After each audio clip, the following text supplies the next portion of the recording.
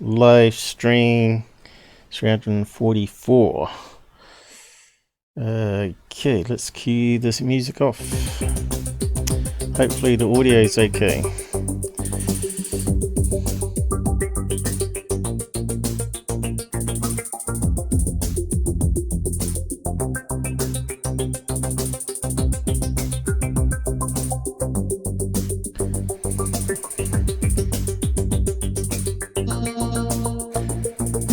The font looks too small. Just pause that.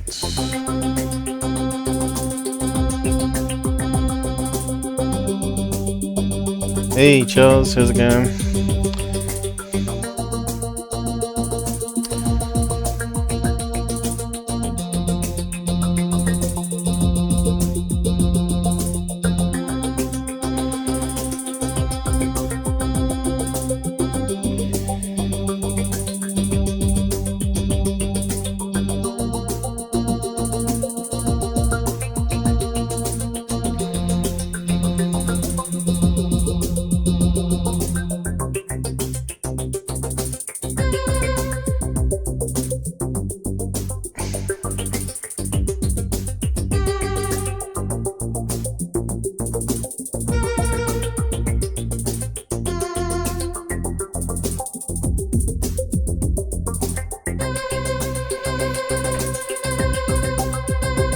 I feel like I've forgotten something again.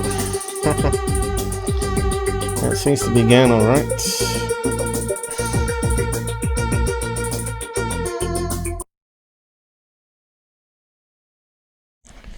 Hello. Hello. Good to be back. I'll be back. Usual stuff on the side there. Let's be civil to each other and keep the swearing to a minimum. And the trolling. So it looks like it's all started up alright. Yeah. Okay, but a bit tired. That's a problem with taking tablets, and there's always side effects. That's why I tend not to like drugs. Makes you into a zombie. Okay, so got everything started here. Better type up a welcome message. I couldn't sleep all night. I was turning and turning. Oh yeah. Oh yeah, what do we got? Oh, we got a follower. Welcome to Twitch. No.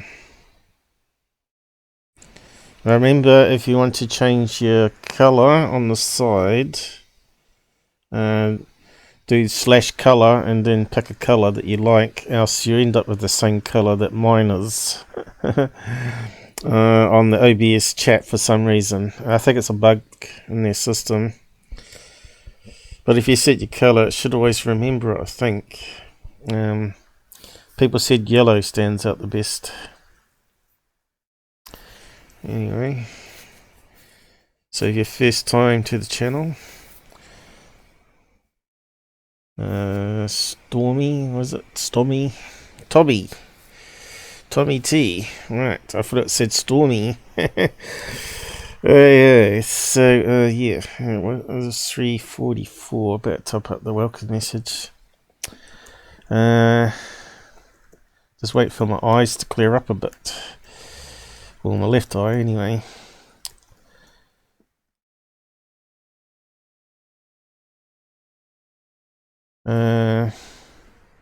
Probably will be on other topics rather than debunking today. So I'll be recapping Bender and communicating with aliens and CE5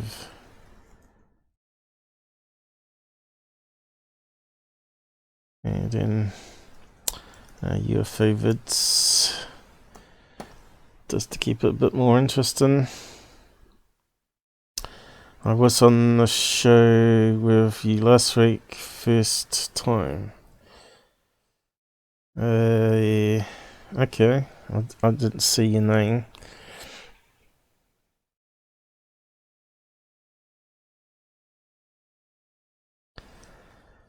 Tommy. Oh, I can't remember anyway. Maybe I was just too tired. Like I said, yesterday I slept for 13 hours straight, and today I went to bed early, which is like 3 o'clock, and I just couldn't sleep. Stuff buzzing around my head all the time.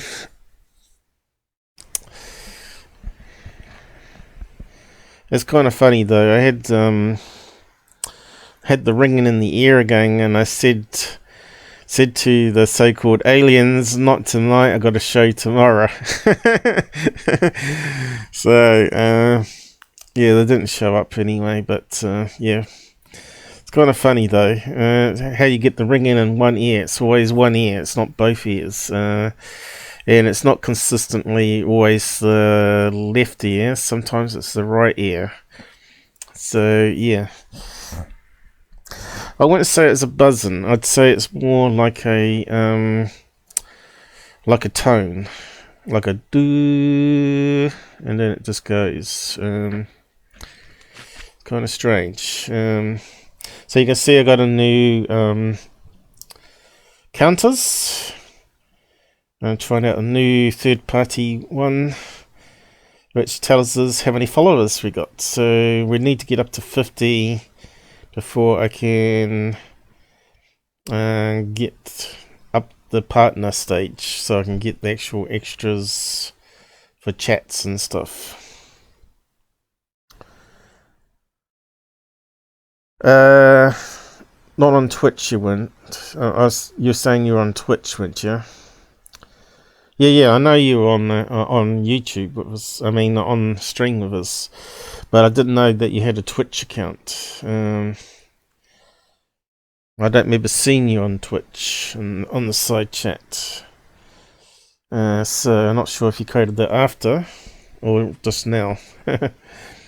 But anyway, you're with us. That's good. So the first news was Charles. We wrote about why he wasn't with us last Sunday, and he was talking to me the night before, I think it was. He was a bit upset with a character attack on him from GUFON Radio, and I see that Google still haven't done anything. So what are we going to do? I don't know. But wait till after the elections have settled down, and we'll look at our options. It's into Google's hands now. If they don't want to do the correct thing, they might just regret it. As I logged on this morning, I got a notification from Facebook telling me one of my posts or videos I posted around was incorrect and it had been fact-checked. Now, who in the hell believes fact-checkers, especially Snopes, right? They've already been called out left bias, right? The left politic bias, and no one believes them. And the report talked about CEI, American, how the FBI and the CIA have some rogue elements in it that were trying to get rid of Trump. We know that for sure. But saying that they were part of some sort of corruption in the voting system or the code, which I believe it. You know how Israel corrupted the chips and the rockets for Iran, I'm pretty sure that these guys would about have back doors and windows and all that. Well, actually, they had the 2 Windows back doors, right? Which couldn't be plugged for a long time. So, yeah, what's out there still? What's still in Windows 10? Because we keep having problems. And, yeah. So I think they definitely can corrupt things and influence things, right? Anyway, I couldn't post on Facebook until I read this stupid message about fact checkers. Is ever going to believe fact checkers, right? Or anything that comes out mainstream media. Anything that's a left biased thing. It'd have to be fact checkers in New Zealand, maybe, or some other country, you know, multiple countries. A panel of 10 from Russia, probably any country that's really less corrupt, really. New Zealand. Is Australia corrupt? I suppose it really is now. It's turned into a little mini USA, isn't it? So what countries out there are not corrupt anymore? There's got to be a few places. Just that I can't think of any. So yeah.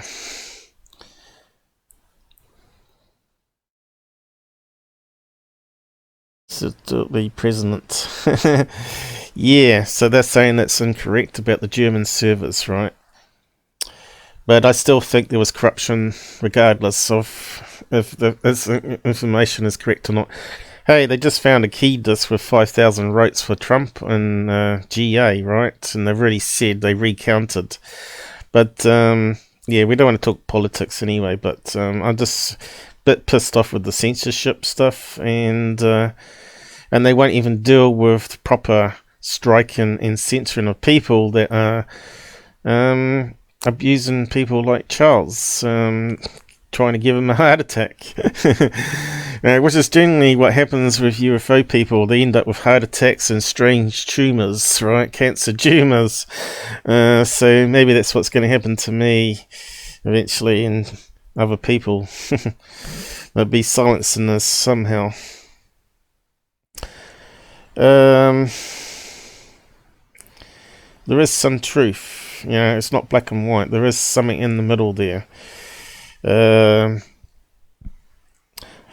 But yeah, I think America's way too corrupt anyway, and I think regardless of who's going to get in power, there's going to be unsettled 4 years. Right? The country's still split 50-50, regardless if it's a few votes either way, right? It's still split.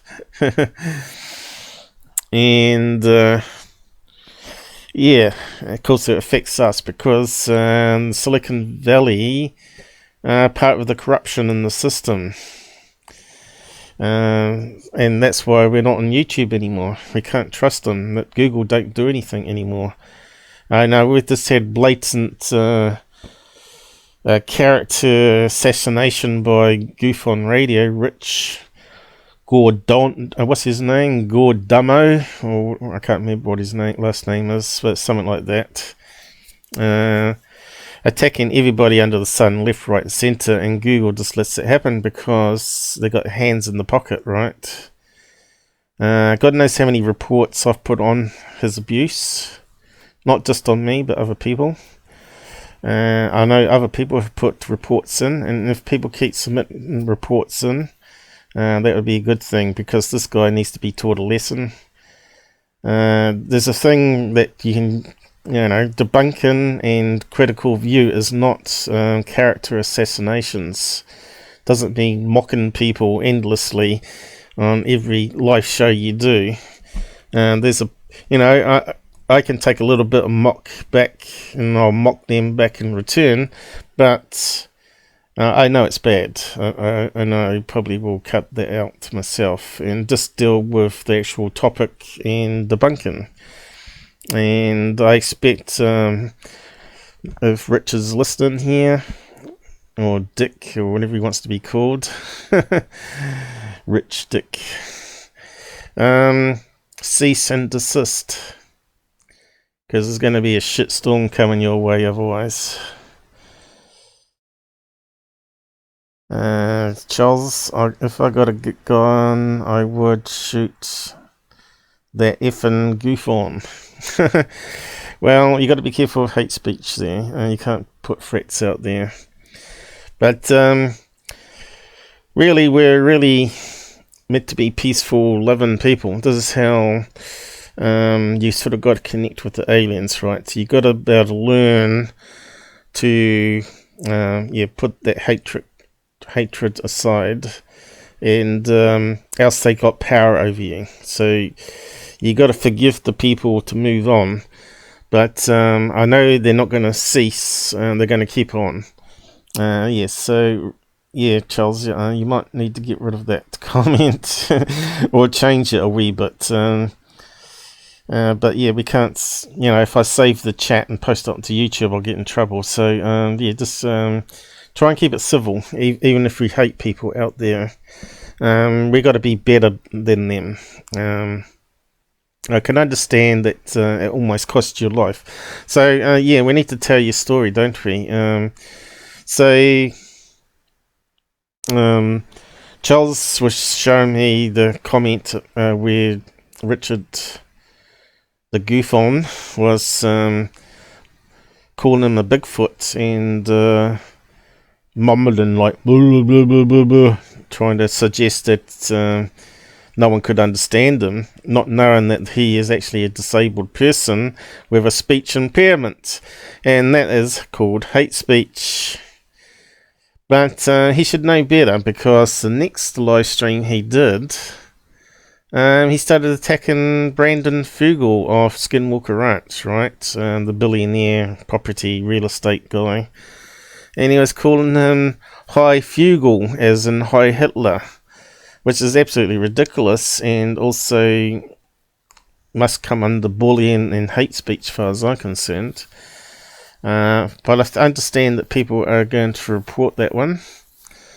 There's a whole group of people out there that really hate this guy, and they're going to pick up anything that he does, and it's going to get reported.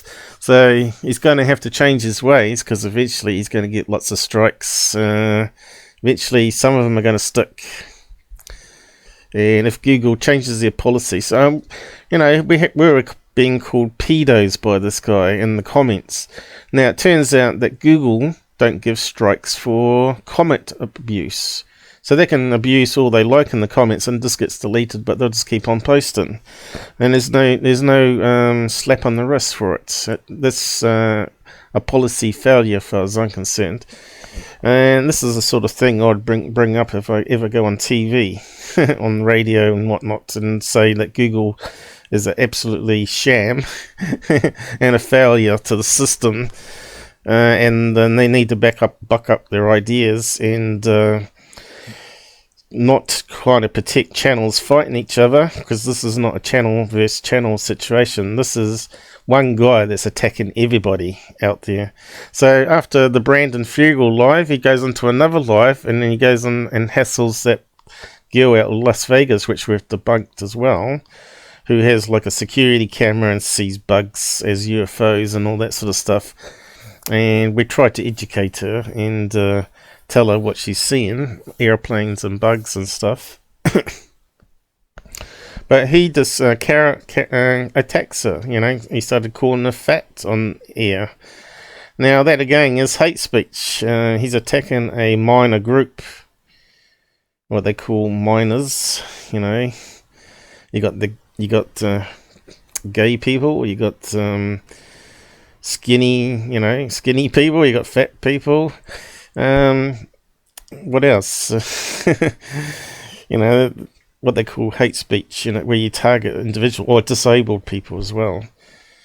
So getting back to Charles's story, he was screaming at me at the mic, and I was trying to tell him to settle down.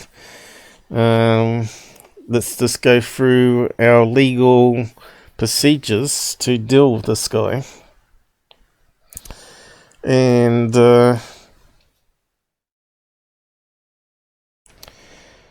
then that was it. I went to bed, and next Saturday was with Robert, and he was nowhere to be found, and we were messaging him on Discord thinking he was in the wrong voice room. and we didn't hear from him for 4 days, was it? And I said to Robert, maybe you can phone, look on Facebook or phone around or whatever. And he said, oh, where does he live? And I said, well, I can't remember that. I'm no good with names and places. It goes in one ear and out the other, especially when I'm tired on the show. I said it'll be recorded on a live stream somewhere. So I hunted through all the live shows going backwards. And eventually I found the one where he come on voice. And I said to him, oh, just describe yourself and say where you are, while I try and get the volume right. And he told the place name there, so I gave it to Robert and I said, look, there you go. I said it was Hampshire or something like that, I said, but I can't really remember. So yeah, it turned out to be North Hamptonshire, and so Robert phoned around the hospitals, and the hospitals phoned his daughter, I think it was, or was it wife, to say there was some guy asking about Charles. And so the daughter got in touch with Robert and gave him the phone number, and she said she was really upset that GUFON attack on him and caused him a rapid high blood pressure and heart rate. So he was in hospital for them trying to stop it before it caused a heart attack. So yeah, this is what can happen when you get bullies online. People commit suicide, go on gun rampages. They get so angry they get a gun and go and hunt them down. You know, all this sort of stuff. And this is where things get out of hand. So yeah, I don't know. GUFON is either really stupid or very brave. See, I'm in New Zealand. We don't have guns, so it's quite a safe place. But living in America, especially Arizona, somehow I don't think that's a really safe place. Especially if you pee off quite a lot of people that lives over there. You know, it's pretty close to California, where a lot of people hear your taxes, and Las Vegas. So yeah, I'll just get rid of that comment that you posted there, so it's not saved. But yeah, we can't do threats and stuff like that. That's what we can do is follow the rules and see if they action it. But yeah, so we almost lost Charles there. I almost felt guilty that he shouldn't have been on voice with me. Because I suspected he might become a target of these bullies, these fraud channels out there, propagating nonsense all the time. So yeah, on to the next topic, I guess. We're glad you survived it, okay, Charles. And I was thinking, I miss my debunking buddy now. And I bet your kendo... Bird, I was really happy to see you back too. He would have missed his dad getting out of the cage and flying around and annoying the hell out of you in the day. I'm pretty sure, because our budgie used to be the same. He liked the attention. So where do we start? So the first topic is Spud Cam. So I better... Yeah, the bird went mad when I got back. Yeah, I thought he might. See, they get used to it. Dogs are the same. In fact, I come home with stitches from gallbladder removal. And the dog was so crazy, I said, no, I'm just holding back. But as soon as he got a whiff off the hospital, you know, because it reminded him of the vets, he was shooting off down the bedroom, laying in his bed, like a big baby. Old Charlie Roo. So where's JD? I don't see JD here today.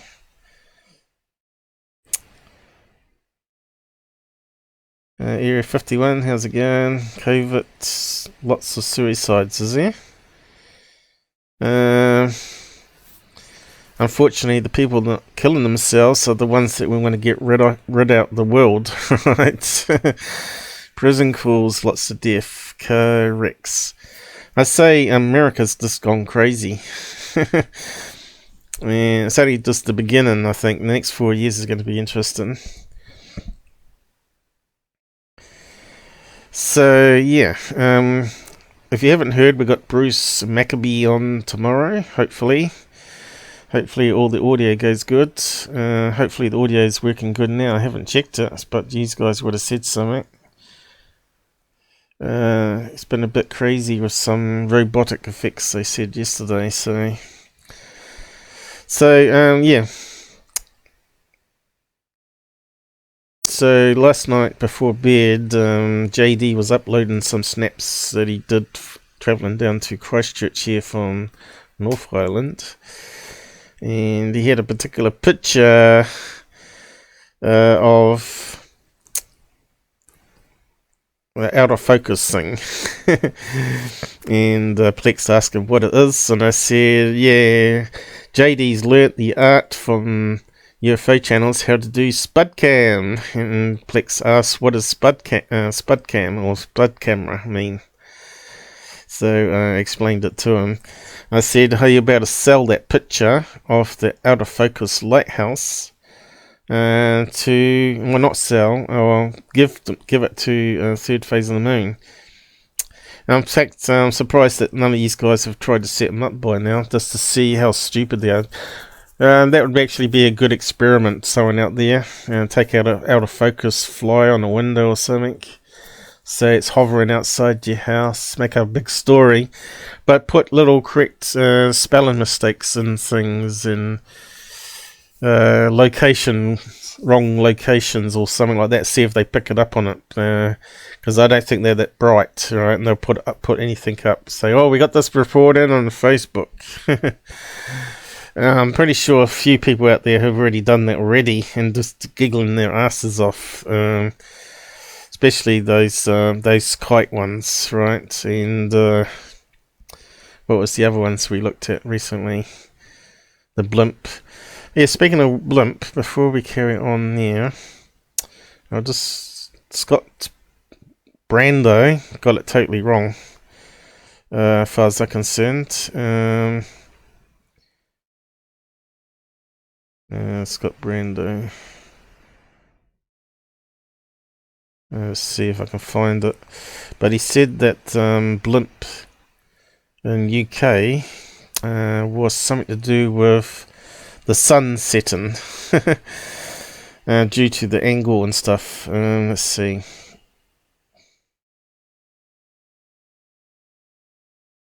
I'll just have a look through his stuff to start with anyway. But let's see if I can find that thing that he's posted first. I think he's got a picture of it here somewhere. Looks like he's put up a fair bit since we've looked, because we ain't doing. I won't be doing a Wednesday show this side of Christmas. I've got maybe a few projects I need to work on, including a new intro. What's that one? Rewind 2020. Who even used it? Okay, I think we've seen that. Follow sent me this video circling last June.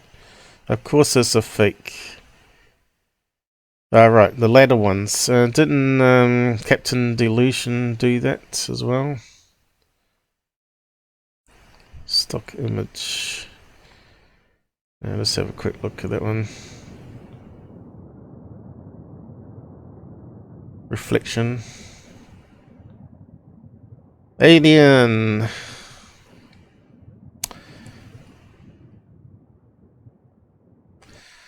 Not too interesting, is it? Here's the one here. Wltshire one. He's saying here, the witness said He was driving from Devon, and these lights were near Stonehenge, which they weren't.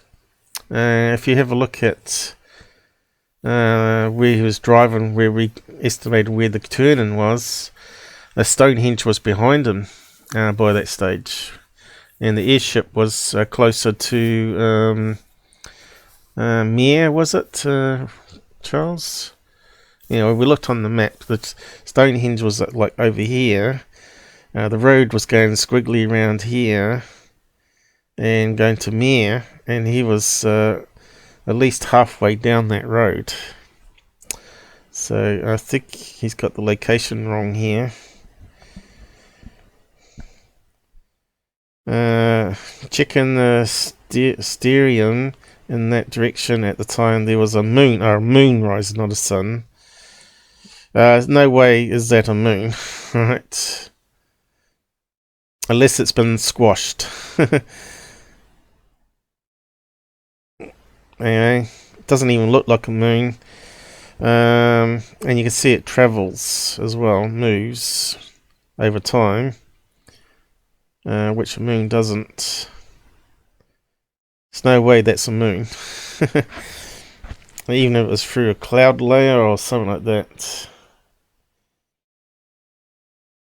So yeah, what do you think of that? No way, it was a blimp. Yeah, of course it was. So I posted a comment there, and of course he's got me muted. I tried to click on it, and where's it disappear to? It does something strange. Where was it? It was above that one. Let's see. Is my comment still there? Actually, I researched it. It was most likely the Spirit of Arabia. I think that's what it was called, wasn't it? That does Stonehenge every year. So I said if it was under 1,000 feet, it doesn't need call sign on, which I believe is why it was low down. Because you can fly drones up to 1,000 feet, right, without having to notify the airport and all that sort of business.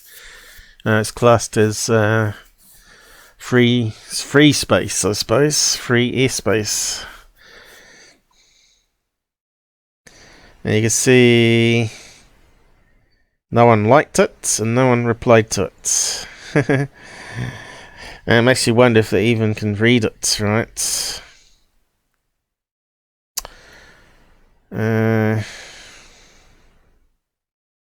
Don't know if anyone else put up anything they found.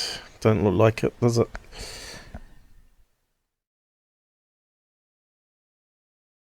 He agrees with Scott. Of course you would. And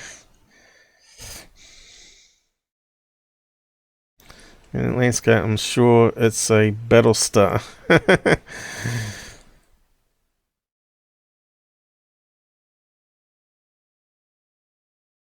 Yeah, it wasn't even close to Stonehenge, was it?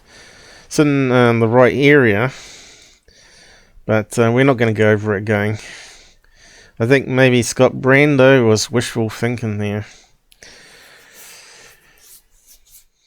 This is why you can't always believe one single debunker.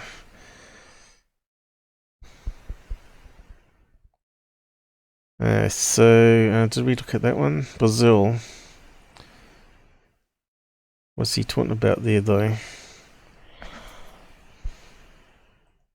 Let's have a look. Alright, it's comparing the blimp to something in Brazil.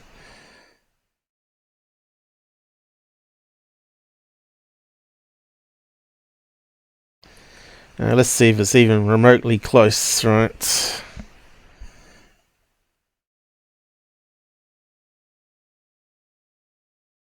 And I bet it's high up too. Is it? Or is it? Can't even see it. It's not even bright, right? I mean, that guy's one was so bright. Look how high up it is compared to the city road here. It's not even remotely the same. Comparing oranges with apples again. Oh, we got to zoom. Oh, right. There we go. It's got a blob on it.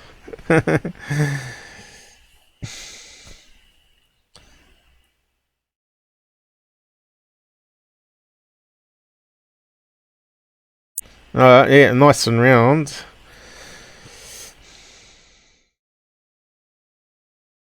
And I bet it's symmetrical. I bet it's symmetrical shape because the one we were looking at wasn't. Okay, coming in. Alright, there's the sun. It's below the horizon. So he's saying it's like a reflection, like a Fata Morgana. Nah.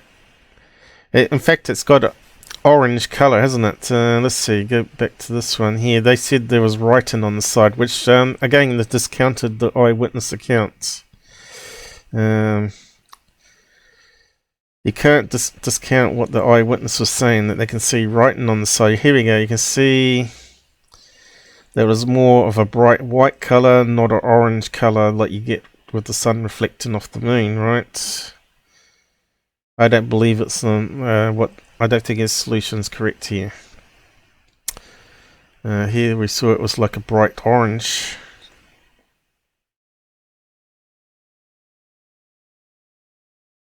So if he looked on the stereo, so where's his research to prove that lines up over the location on the road and everything, right? That's what I call a half-assed guess or debunk. And it puts everything in bad light, trying to rush a solution through.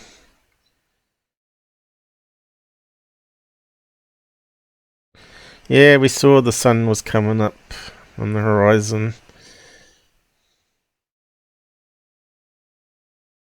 That debunk looks correct though, you know.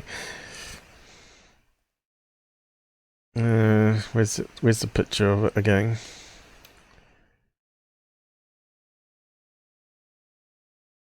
Yeah, that's too far up. It's too far up the horizon compared to... They're trying to say it's the same? No way. That's like 3 times the distance up and so small. And you can only see it when they zoom in. And it's got a blob on it.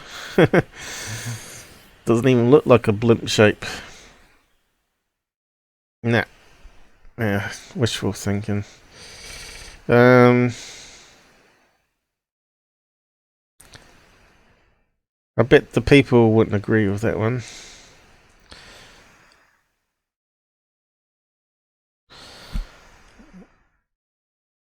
They don't like the truth. Who's that? Everybody out there. So what's this thing here? Also, do you remember the Arecibo answer hoax? What? Now what's he talking about? Alright, talking about the patterns in the cornfields, is it? What do you call them? Crop circles.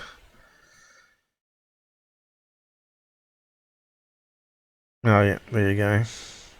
Now it makes sense. Stupid bloody Twitter. You know, it should scale it properly instead of just doing one chunk at the bottom. It's just stupid. So, what are they trying to say?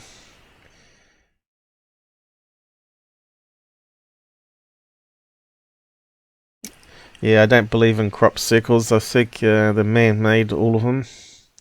Apart from the really basic ones, which are circles. I think some of those can be done naturally. Maybe like eddy wing, tornado winds. You know, little tiny tornadoes that sort of pop up. We only got one person watching now. Yeah. What do we got here? Amazing. Fly over. Let's just have a look. Why is there music on it?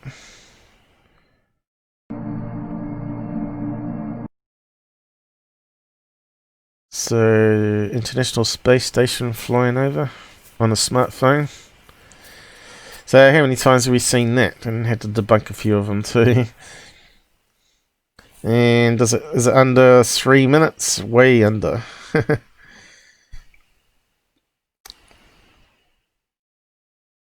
Of course, you got no ground reference here. And of course, that's another problem. If you film it in portrait, that's very hard to keep it in frame, right? If you did it landscape, you got a lot more fine movement, especially if you zooming in on digital zoom, which this person looks like it clearly is. Okay, this one looks a bit CGI. What's it saying? Let's see. Picture taken Alaska. No doubt we can see an aircraft deploying flares. So there you go. Similar lights are a reflection from the shooting through the window. So you get little lights above, which are obviously reflections. So what was that, a MUFON case that we've yet to come across? Looks interesting. Palladian. Is that how you say that? Those Space Brothers. Okay. Let's have a look. Oh, you can see reflections everywhere. Is that the same one? No, that's searchlights. Galactic family of lights. We are the galactic family of lights. Searchlights. Oh, it's just stupid, isn't it? In fact, it looks like it's on top of a casino, I'd say. Almost looks like a disco light, doesn't it? Las Vegas. So where's the other one to appear to? Yeah. And we only got a photograph. A plane dropping flares. Okay. We'll believe you. Where's the analysis though? Where's flight radar and all that sort of stuff? Oh yeah, we'll just this is why no one believes Scott Brando, because he only puts up what he thinks it is, but doesn't actually show how he got there. And that's just terrible way in doing things. Kind of lazy way in doing things. Same as fraud channels are lazy.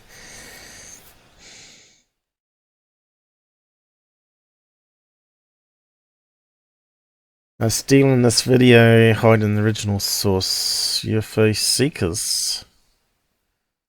Claiming there are aliens. Air 51. What's the original?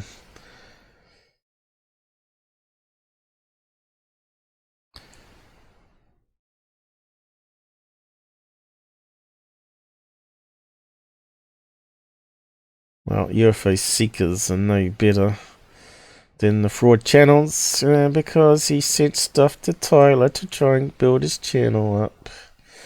I don't know why Scott's friends with fraud channels. It sort of muddies the waters again, doesn't it? Double standards. Latest video published by UFO seekers about glowing objects in Area 51 teaches us how an infrared camera can create tons of UFOs. So what? So he's trying to be like a good guy, but also puts up X balloons and sends them off to other channels. You can't play both sides. You're either clean or dirty.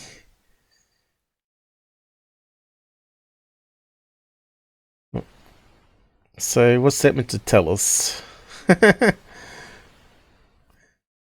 Eh? Tells us nothing. Doesn't tell anybody anything. Infrared flares. Infrared camera looking at flares. Doesn't make any sense, that clip there, does it? Let's see if they explain it a bit better. All this teaches us is not to be a crappy person putting up rubbish like that.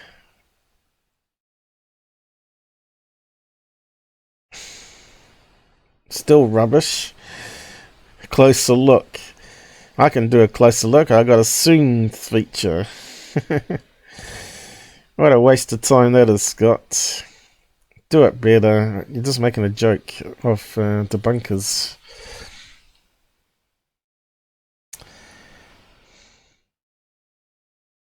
What else we got?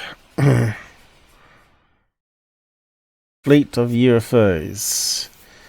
Squid boats. We're back to the old squid boat one again. No thanks. Hoax. Where is that?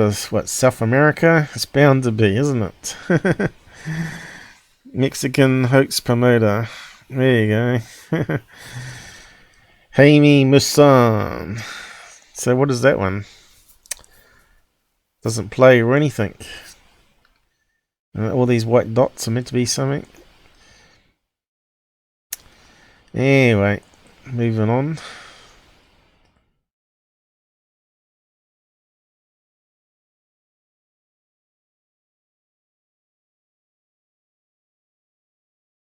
What the hell are we meant to be looking at?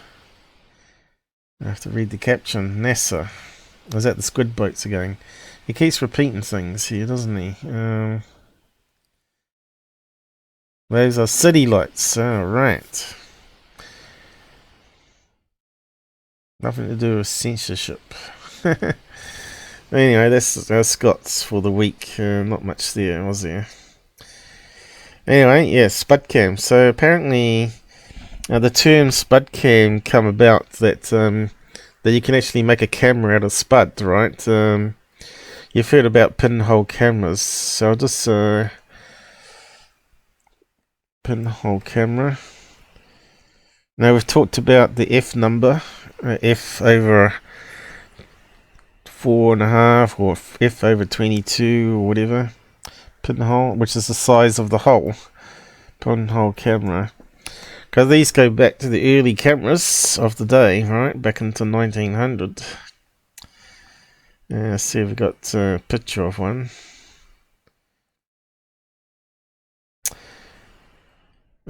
Showing modern cameras. But generally, you remember the old cameras that were on wooden tripod legs, and people had to stand still for a couple of minutes while the film processed.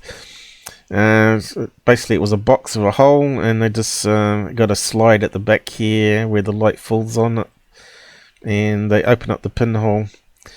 People form a image on the back, and he pulls it out and processes it, and then they eventually print it onto film, I think. But anyway, early pinhole, 1856. I said 1900. That was close. Scottish inventor David Brewster. So really, I suppose it's really the plate that made it practical. Without having the plate that reacted, the chemicals reacted to the light, it wouldn't form the image, right? But anyway, you've heard the term Spud Cam of UFO pictures, right? So someone actually built a camera out of a spud. Let's reduce it a wee bit here.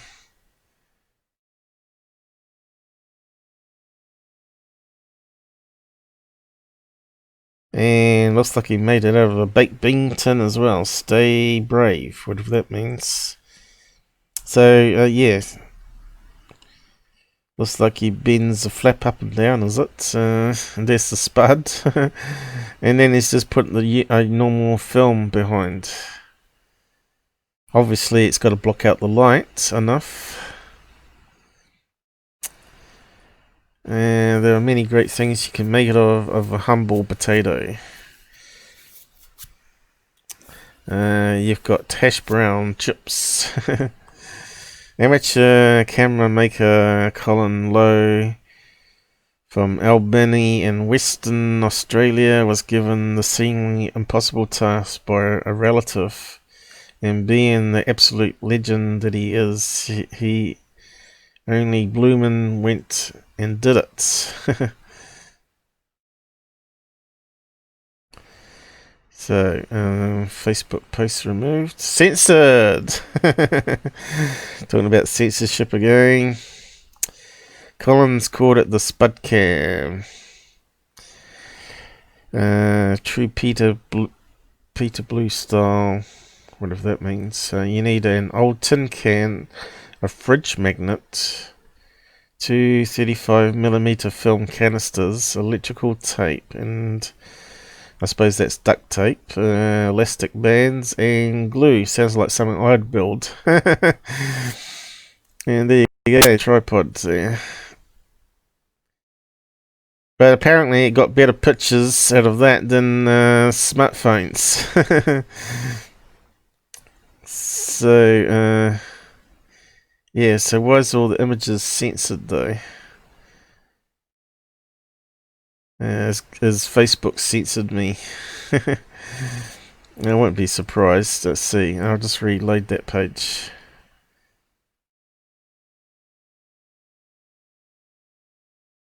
Now something's coming up. Where are those Facebook posts now? I don't see them.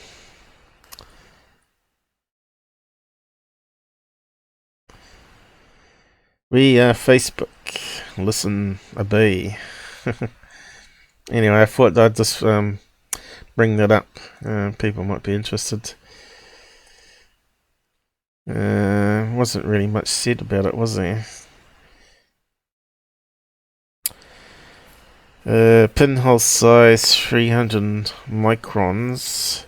Exposure time on a bright day about 100 ASA / over 5 seconds.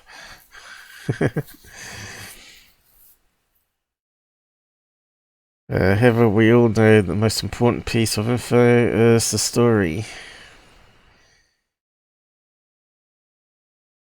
So where's the picture from it? I suppose it was on those Facebook posts or into them. Yeah. It really takes nice photos, I reckon, but where's some examples? Can't see any listed. Is there another page? Let's see. We have to keep reducing it. There's so many damn ads on the page.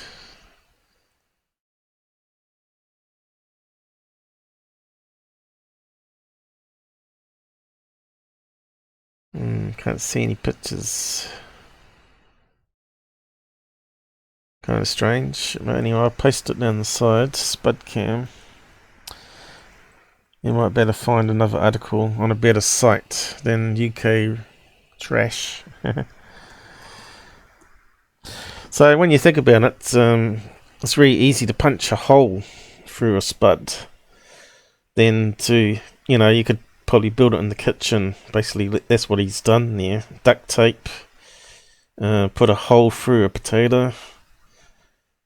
Probably using some sort of ice pick, maybe, I don't know. Yeah, and just need the film at the back, right, in a dark place, so that would be the more tricky part, I think, trying to keep the rest of the film in the dark while you use it. Why is that spinning around? So on to the next little topic here, Debunked, which I thought was quite good. Let's see, what did they call it? Skinwalker. So you might remember this one come out of Skinwalker Ranch. Has been debunked. But when I looked at that, I thought, would I waste my time on it? But it turns out to be quite simple. Turns out to be that it was actually a prop for a movie. Now, how many times have we seen Alien on on these fraud channels. It turns out to be a movie, a segment from a movie. So this guy managed to hunt it down, and I'll just play a clip of it because I said I was going to. Should have given him a thumb up there. Okay. So deviant and twisted, they're only known as Skinwalkers. Let's watch the video. So my what is he called? DDF Ghost Hunting. friend Oscar had actually made a video on this, debunking it a couple years ago, but I just saw someone uploading it yesterday. Now I don't know if it was the news posting it, or if it's the same damn video, or they just thought it was funny to re-upload the same fucking video. Is a strange alien-looking creature proud northern New Mexico? A Facebook picture circulating yesterday sure has a lot of people up there worried. The post was shared thousands of times in just hours and had a lot of people uttering the word Skinwalker, a well-known legend in Indian country. It's downright creepy. A picture of an unexplained being lurking. Yeah, this just shows you how useless mainstream media is. They call them SMSM. None of the reporters actually do any investigations themselves nowadays. They just copy and paste. And this is just pure example. And like you said, it's doing the tours again. So I guess this has been from a news channel this year. So let's carry on. On the side of a road. The person who posted it claimed it was taken near Liebrook and Counselor, which is near the Jicarilla Reservation. The story claims that a geologist was working in an oil field in the area, saw something odd, and decided to take a signature of it. This is it. The next day, the geologist suddenly quit. The story spread like wildfire. People saying seriously freaking out. Although we don't really need to hear it. I'm driving through there tomorrow. That picture scares the bleep out of me. And Skinwalker, referring to the Native American legend. And either he left this bloody drawing or the... Alright, so we'll just skim a bit here. So here's the original frame here.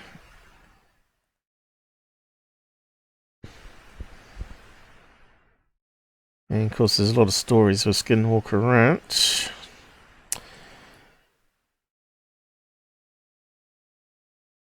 Okay. I want you to tell me what you think right now before I continue this video. Be honest, be fair, come on. When I saw it, I thought Photoshop myself. As you know, it can be a bit tricky if you ain't got the original photograph to do the usual checks on it. I thought maybe it might have been human stretched somehow and then spliced together. But yeah, the second one is like a movie prop, right? So that's what it turns out to be. Do it. I want you guys to be honest. Seriously. Don't continue to watch the video. Pause the video and go in the comment section below and tell me what you think.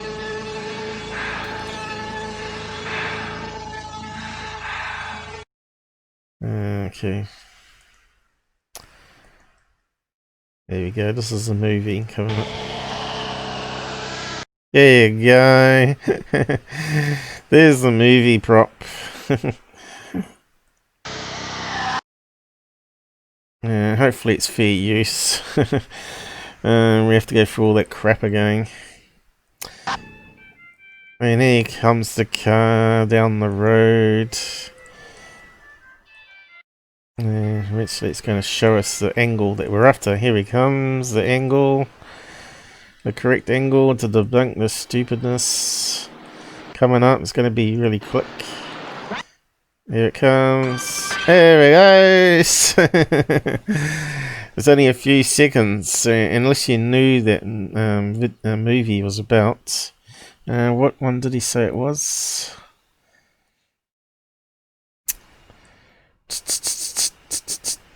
Didn't say there, did he? You don't want to spoil it in the comments. Okay.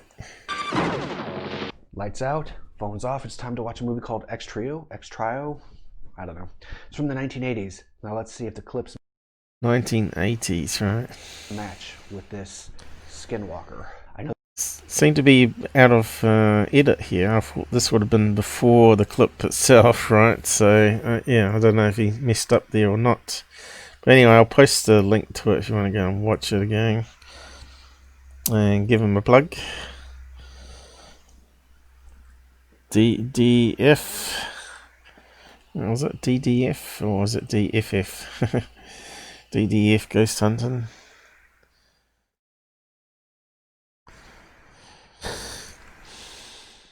Debunked Skinwalker photo. I bet that's done tours on Twitter and fake channels for a long time, that.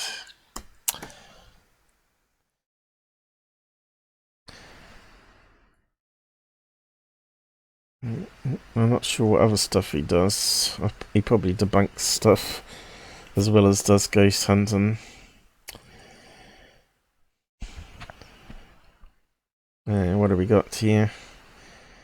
Randy. Exposed. What else he got?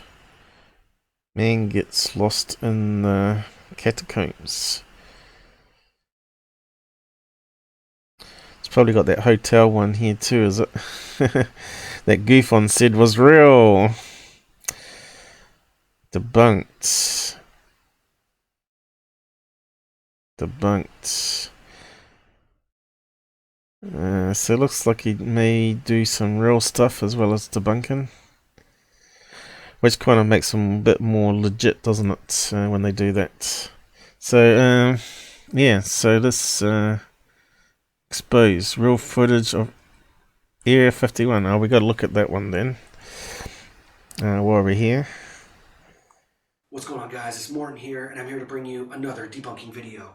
This video is of the alien that is being chased by the coyote that nobody can seem to figure out what the fuck it is. So, let's watch the video, and then we'll talk about it afterwards. Oh, come on. This is ridiculous. Was that on Third Phase on the Moon too, this one?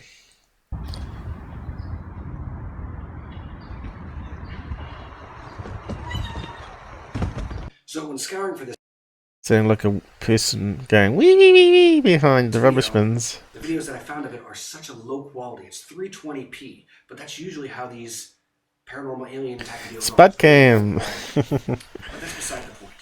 Let's see if we can find any other videos of this thing across the internet. So where's all my supporters on Twitch, Charles? Don't pick one, okay?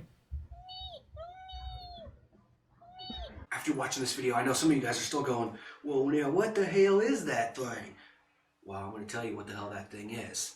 It is a CGI art done Yeah, he's got black eyes. I think he's got those black contact lenses that I talked about that you can get. George Jaramillo, and his Instagram handle is Lord Binna. Yeah, he's got the black eye contact lenses, right? You know, this is why when I hear the tales of kids approaching cars with black eyes, I think, oh yeah, they just got themselves some of these contact lenses. And it's just another BS story that Nick Redfern or who else does it? All these talk radios keep talking about it, you know. Yeah, you can also get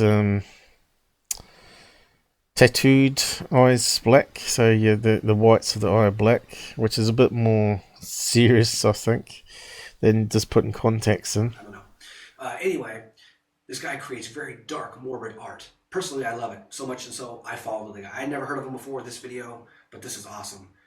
Okay, I'm ready.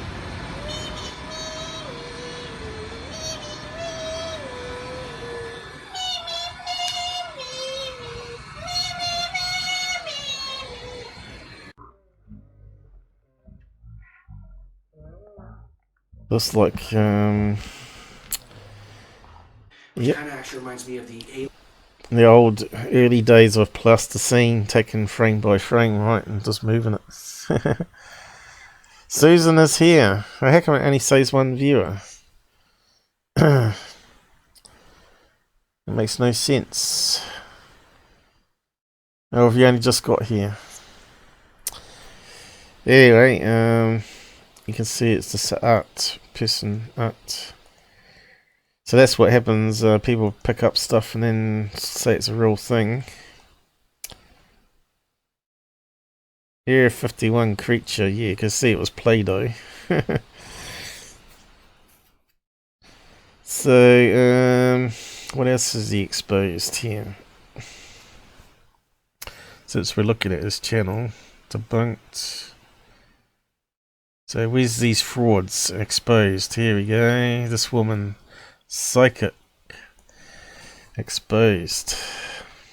What's going on, guys? It's been a long time since I filmed a video, and you guys seem to like these psychic exposed. How to find a clue, something from organizing search parties, and the community has gotten involved, and still yet not even a whim. Is there? Is there any whim at all of what happened? There's absolutely no evidence to support any kind of theory. He left the house. Sorry, he left the house at what time? 1:15. And anywhere around saw him, correct? Between that time. Around, because he doesn't live that far from where the friend is. You see what I mean? He wasn't. So an old model car. Old model car. I think they called them. What were they? So where's the exposure then? Can you tell how? Alright, here we go. 20-mile radius, but it's really southwest of where you are. Go again with the wooded. Enough, there are two jagged boulders which look really misplaced because everything is trees, and then all of a sudden you've got these stupid boulders sitting there. And he could be found near He's near the boulders. Is he still with us? Spoiler alert, Sean Hornbeck is still alive. Do you see the bicycle anywhere? I think see, here's what's strange. I think the bicycle is in another state in a dump. Let me take a little break. We'll be back right after this. So, she got all the facts wrong, or what? Other missing boy, 13-year-old Ben Omby. A break. So, I'm not sure. I got so many comments on the last video saying she's real, she's not a con artist. Yeah, she is. And this is just more proof. I mean, if you guys like this video, I might end up. Hornbeck. To me, it's just. Yeah, I wish you'd sum it up though. So if you want to go and watch that fully and understand where she was called out, I don't know. Alright, it's finally updated. I wonder why there's a delay with Twitch counting. Yeah, I was almost going to refresh the thing to see if it was my end. Area 51 gone, has he? Who else was here? Tommy gone. Shouldn't be too bad for them today, is it? It's Saturday for them.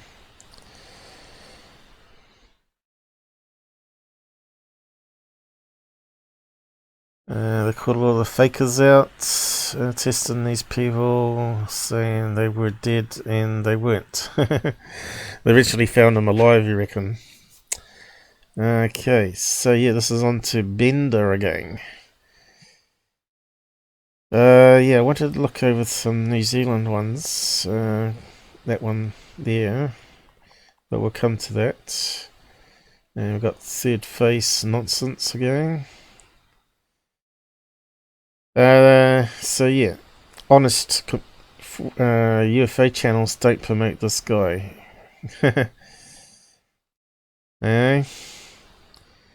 This is how you know if a UFO channel is legit. You don't have garbage up like that.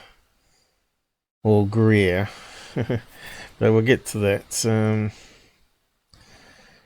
Oh, we're an hour and 17 over now, are we? Alright, 10. That's 10 minutes out, right? Oh, I shouldn't have that running. A Twitch streaming. I'll just close that down too. Alright, so yeah. If you want to know what was said about Charles, I forgot I had that open. I'll post a link to it. So I put a clip of this foul mouth GUFON guy, and you might want to add your own comments to it. So yeah, the character attack, which wasn't needed. That GUFON reckons he's funny, I think, but he's far from it, right? On Charles, which led to heart issues called stress. In this field, you got to learn to be a Kiwi. You got to have a hard shell to deal with these idiots. But even I get stressed with it all. And you got to switch off. Sort of got to learn to do self meditation, like just closing your eyes and just taking in deep breaths and slowly releasing it, and just imagine you're somewhere that you want to be. Generally on a beach is what most people say, with the sea air, and it does actually work. It does actually reduce your blood pressure and your heart rate. So yeah, mind over matter, I guess. It's one of the stress release techniques that they often tell you to use. But yeah, you've got to remember that Mum also had a similar problem, but she was also out of breath, and her blood pressure was something ridiculous for her age, which is normally higher with age. I think it was over 200 or something ridiculous, over 150 I think it was. So she was lucky her veins didn't pop. Of course, her heart rate was something like 200, and so yeah, taking the blood thinners did actually bring it down, because she's got a self-checking blood pressure kit, and you could see the pill working. So she took an extra pill because she had some already from the doctors. And of course she was playing stubborn. She didn't want us to call the ambulance, which we should have done. And they would have put her through all the checks. So it's amazing how many scans that she got, and they eventually found lumps in her lung. And then they also found that she was bleeding from the bum once she was on the thinners. They thought there was a polyp, so they investigated her and found the polyp was cancerous, so that might have been a good thing. So I think she's booked in to have more of it cut out. Yeah, so we just don't know where that's going to go with Mum either. So she's alright at the moment. And she's a lot better now. She's on the meds, right? And needs to be taken down a notch or two. Send in the Texan Rangers to Arizona. Yeah. In UK, I think he needs to be quartered. You know how they tie a horse on each of the limbs, and they crack the whip and it pulls all the limbs off. And I think that would be one of the starts anyway. You've ever seen Braveheart? That's what they need to do to him. They did some wicked things in the past. But I think they're too soft nowadays. So yeah, whereabouts were we? Got a slight detour. So yeah, Robert was posting around about music and people seeing aliens and all that sort of stuff and writing music. And I said one of my favourite songs was the Carpenters, calling occupants of interplanetary craft. And of course we could play it if there wasn't such thing as stupid copyright. Even if we could play 10 seconds of it, you'd know what I was talking about. But let's see, Carpenters. Don't you just hate copyright? It's just crazy. Carpenters, occupants that song there. I suppose you can play 10 seconds of it. No, what is it? 5 seconds you're allowed for accidental.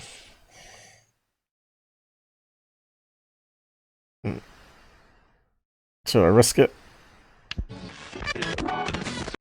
Yeah, 2 seconds. It was a good song anyway. To telepath. 2 seconds. Extraordinary. So yeah, I'll just post that.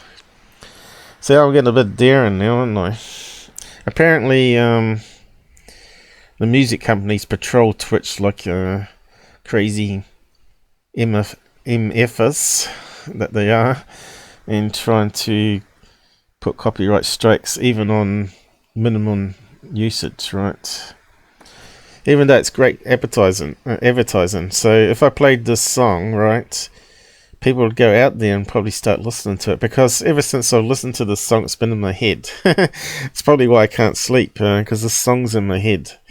But it's a great song, and what's kind of interesting about here is that she suffered from bullying as well, from online bullying. Basically, people were saying she was fat, which was absolutely ridiculous. So she was starving herself to death, pretty much. But they were a great band. They had a lot of sad songs, I thought, though. But they took, they took other people's songs. I think they took one of the Beatles ones as well, and made it popular their own way, which is quite a good thing to do. So I guess, let's see, who puts this one out?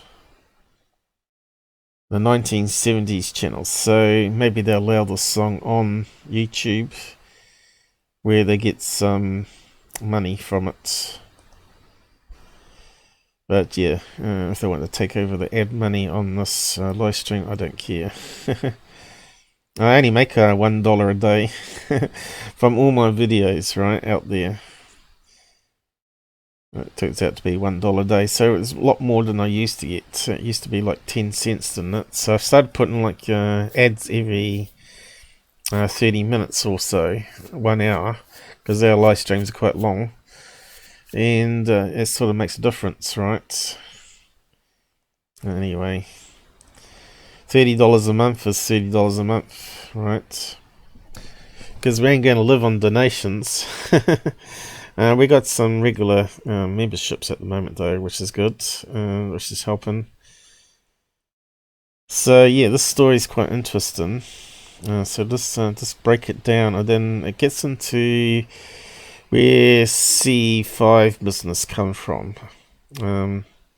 Sort of took off, right? So I might just load this in the other one and read out some of it. Maybe, instead of me trying to blunder through it.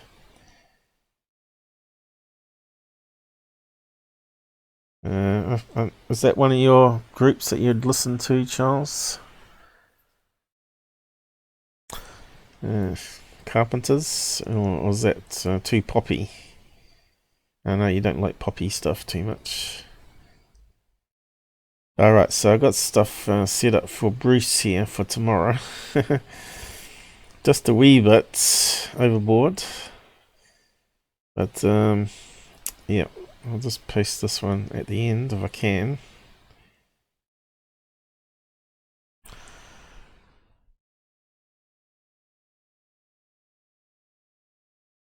So you might know some of these albums here. I was a big fan of Alan Parsons. He did a album based on a theme. He did one on the Great Pyramids, like Pyramid Power. You may have heard about Pyramid Power. Here one is talking about robots taking over the world. And then you got Supertramp, is it? What's their one? Electric Light Orchestra. ELO, looks like a spaceship. Well, actually, it looks like a flying saucer. And Stinks, is it? How do you say that on Sticks? I must admit I didn't actually know about Sticks until I had a listen to some of their songs.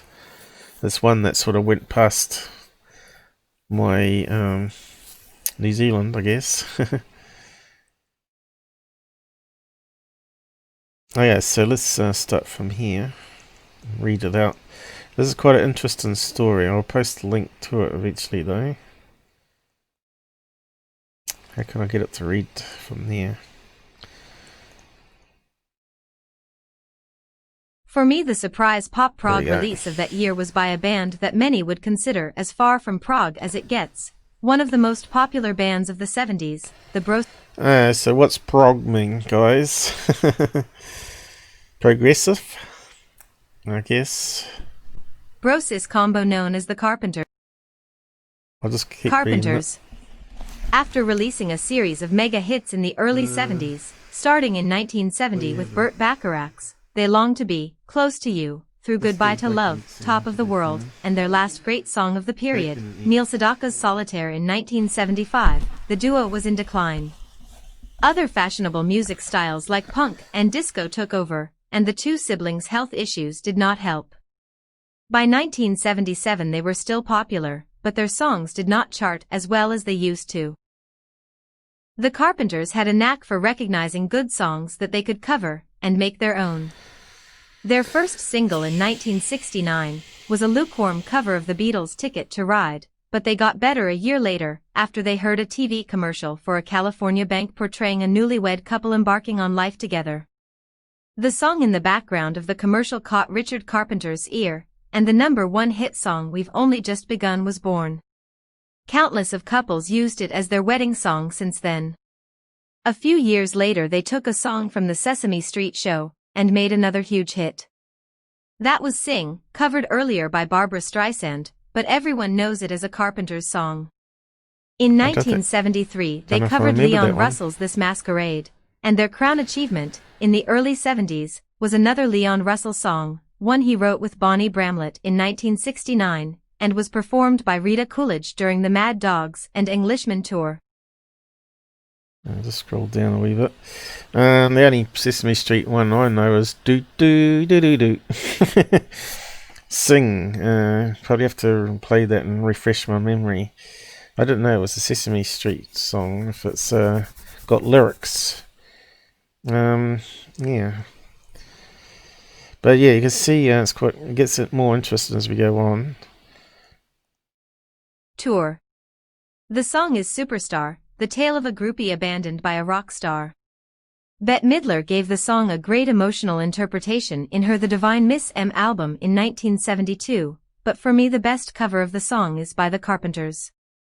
Lot of praise has been given to Karen Carpenter's voice, and if one song explains why, this is the one. In late 1976 Richard Carpenter heard a very different type of song that caught his arranger sensibilities. It was much more complex than any song he attempted to write, cover, or arrange thus far. Karen Carpenter told an interviewer, he wanted to do that more than anything in the world. When we got done with it, it turned into an epic.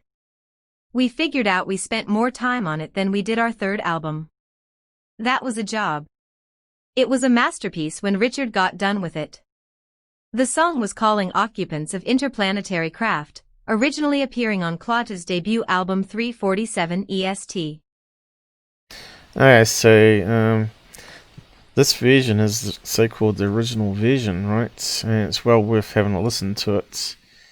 Obviously it's got a play button here for it. I'll post the link to this article so you can have a listen to it. And you can actually see there's actually almost like a Beatles influence there. You can hear some of the effects, so it's definitely very Beatles-like. And of course Earl Grey's run into this, the Beatles, and of course he knew some of the key players back then as well. And I said, oh, you got to come on and talk about this stuff at some stage. So I'm not sure if you're on his Facebook page, but you might have read our chat that we're talking about all this stuff. Songs influenced by people seeing UFOs or interested in contacting UFOs. So, Clawtoos is the alien that comes to Earth in the sci-fi movie. What was it? I think it tells us it further on. A day the Earth stood still, I think it's called. It has a robot that comes out with one eye, shoots a laser beam, and makes all the guns melt, and people drop it. Earl Grey reckons that's sort of true to what maybe happened out in the desert. Who knows? It's possible. Did Eisenhower actually meet up with these so-called aliens? It's possible, I guess. Anyway, we'll just keep on reading this. 347 EST. Clawto named themselves after the alien ambassador to Earth from the film The Day the Earth Stood Still, 347 EST being the time Clawto arrived Earth with his spaceship in the film. Clawto, the alien, also made an appearance on Ringo Starr's Goodnight Vienna album in 1974, with Ringo's head replacing him. Continuing with the sci-fi motif, the band's debut album opener was a reference to World Contact Day, a tradition that started in 1953 by an organization called the International Flying Saucer Bureau, founded by Albert Bender, who later wrote Flying Saucers and the Three Men, telling his encounter with men. So you might recall that me and Rob actually talked about Albert Bender, and that he used a radio slightly out of tune, so it was static, and you've probably seen some similar done on ghost hunting shows, right? But they've improved the technique.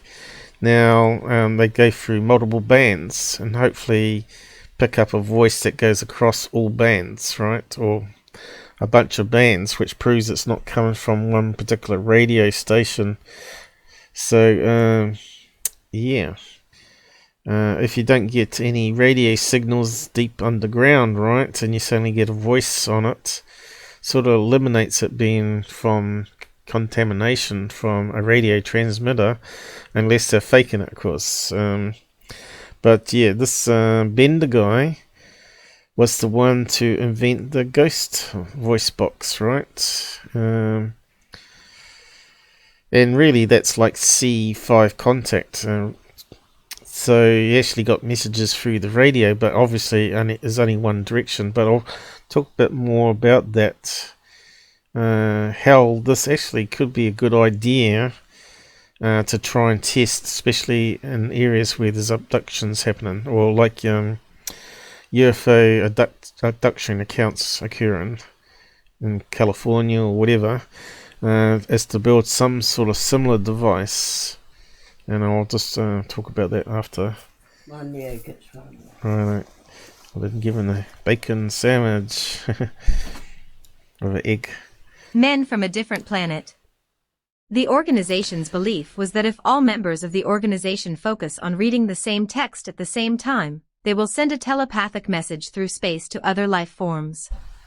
I can't decide which parts of this I am more skeptic about, but something useful came out of this nonsense, as parts of the text to be transmitted by mass telepathy-inspired Clawtos, the band, song lyrics, calling occupants of interplanetary craft. Calling occupants of interplanetary craft that have been observing our planet Earth. We are your friends, and would like you to make an appearance here on Earth.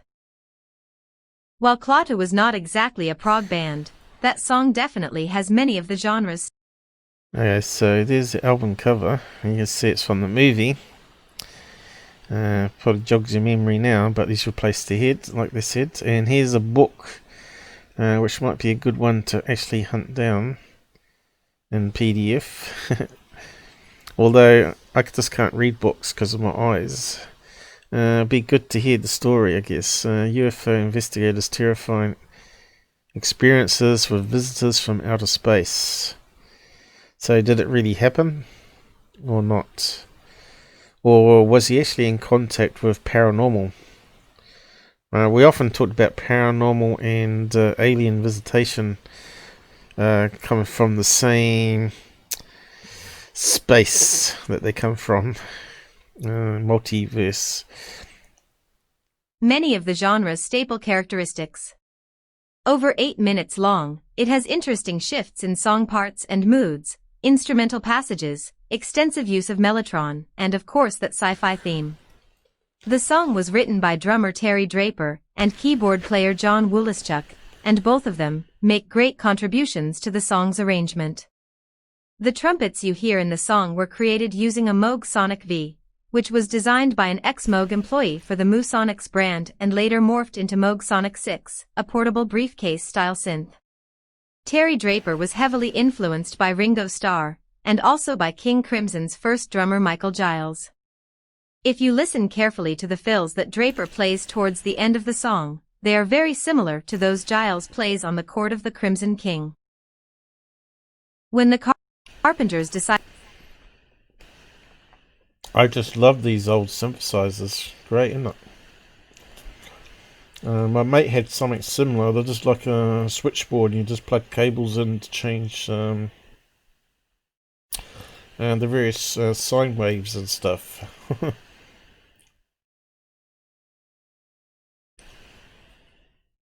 Decided to cover the song a year after its release by Klaatu. They made a smart move and brought in Peter Knight, who wrote and conducted the fabulous orchestral arrangement for the album Days of Future Past by the Moody Blues in 1967, including the full movement at the end of Nights in White Satin, which sadly is the most cut-off piece of music in the history of rock radio. Unlike the Moody Blues record, where the orchestral segments are used as segues between the songs, for Calling Occupants, Peter Knight scored an orchestral accompaniment that is an integral part of the song in both its bombastic and quiet moments. A couple of years later in 1979, Peter Knight created another lush orchestration to Philippe Sard's music for the soundtrack of Tess, Roman Polanski's adaptation of the Thomas Hardy novel. Richard Carpenter is at his peak as an arranger with this piece of music. Largely in the shadows of his younger sister, who reluctantly took the front seat as a singer, to me he is the unsung hero of the duo, creating all of the band's arrangements over the years in the best tradition of Brian Wilson, Jack Nish, Burt Bacharach, and George Martin. For the most part he's stuck by Klaatu's song structure, but the way he brings up various instruments, and the parts he wrote for them is a work of art. From the inner sleeve of the original LP, Richard purposely avoided the kind of electronic devices with which Klaatu conveyed the illusion of outer space. They employed a lot of sound effects, tape delay, things like that, and did all their sweetening with synthesizer. I wanted to use the real thing. So Tony Paluzzo plays his Apollonian guitar over swelling cosmic threnodies, swirling violins, pipe organ, choir, classical piano, and a marching band. Charles Ives goes to march. Indeed, this was a colossal recording date, with over 150 musicians between the Los Angeles Philharmonic Orchestra and the choir. Wow, that's a lot. For contractual reasons, the orchestra could not be credited, and instead the track credits mention the over-budget Philharmonic. Another great contribution to the track is by legendary bass player Joe Osborne, who played on countless hits with the Wrecking Crew, among them Another Pop Symphony, MacArthur Park from 1968. Klaatu's Terry Draper said of the Carpenters' version, "Not only did they do a great job, it was such a stretch for them, they were really stepping out of their comfort zone, and doing what could possibly be described as prog rock, although I like to call it progressive pop." Agreed. The Carpenters' version was released as a single in September 1977. 2 months later the movie Close Encounters of the Third Kind by Steven Spielberg was released. The Carpenters could not hope for a better promotional vehicle. The song reached number 32 in the Billboard Hot 100, Do you see the number 9 in connections? the UK, and lot of number 1 in the connections here. Irish chart. Not the best in the Carpenters' career, but a phenomenal achievement for a 7-minute progressive pop song. The original LP version starts with a 1-minute corny funny DJ skit. I'll save you the bother and go straight to the song. If you enjoyed reading this article, you may also like this one about another epic 1970s song. In your mind you have capacities, you know. to telepath messages through the vast unknown. Please close your eyes and concentrate. With every thought you think upon the recitation we're about to sing. Calling occupants of interplanetary craft. Calling occupants Doesn't of that sound like interplanetary, CE5? most extraordinary craft. Calling occupants of interplanetary craft. Calling occupants of interplanetary craft. Calling occupants of interplanetary, most extraordinary craft. It's no good You've about the been music, observing though, is our it? Earth. And we'd like to make a contact with you. We are your friends. Calling occupants of interplanetary craft. Calling occupants of interplanetary ultra-emissaries. We've been observing your Earth. And one night we'll make a contact with you. We are your friends. Calling occupants of interplanetary quite extraordinary craft. And please come in pace we beseech you. Only of love we will teach you. Our Earth may never survive, so don't come we beg you. Please interstellar policeman. Peace is spelt wrong there. Won't you give us a sign that we've reached you? With your mind you have ability to form and transmit thought energy far beyond the norm. You close your eyes, you concentrate, together that's the way. To send a message we declare World Contact Day. Calling occupants of interplanetary craft. Calling occupants of interplanetary craft. Calling occupants of interplanetary, most extraordinary craft. Calling occupants. Calling occupants. Calling occupants of interplanetary, anti-adversary craft. We are your friends. Yeah. Share this. 5. It's not the same without the music, is it? But still, you can see they were influenced by Albert Bender and his group, and the title of his books, and his story about meeting aliens, right? So it'd be in that book here. Flying Saucers and the Three Men. Not sure if we can find information on that or not. Did I post a link to it? I did, didn't I? I'll just close this down again.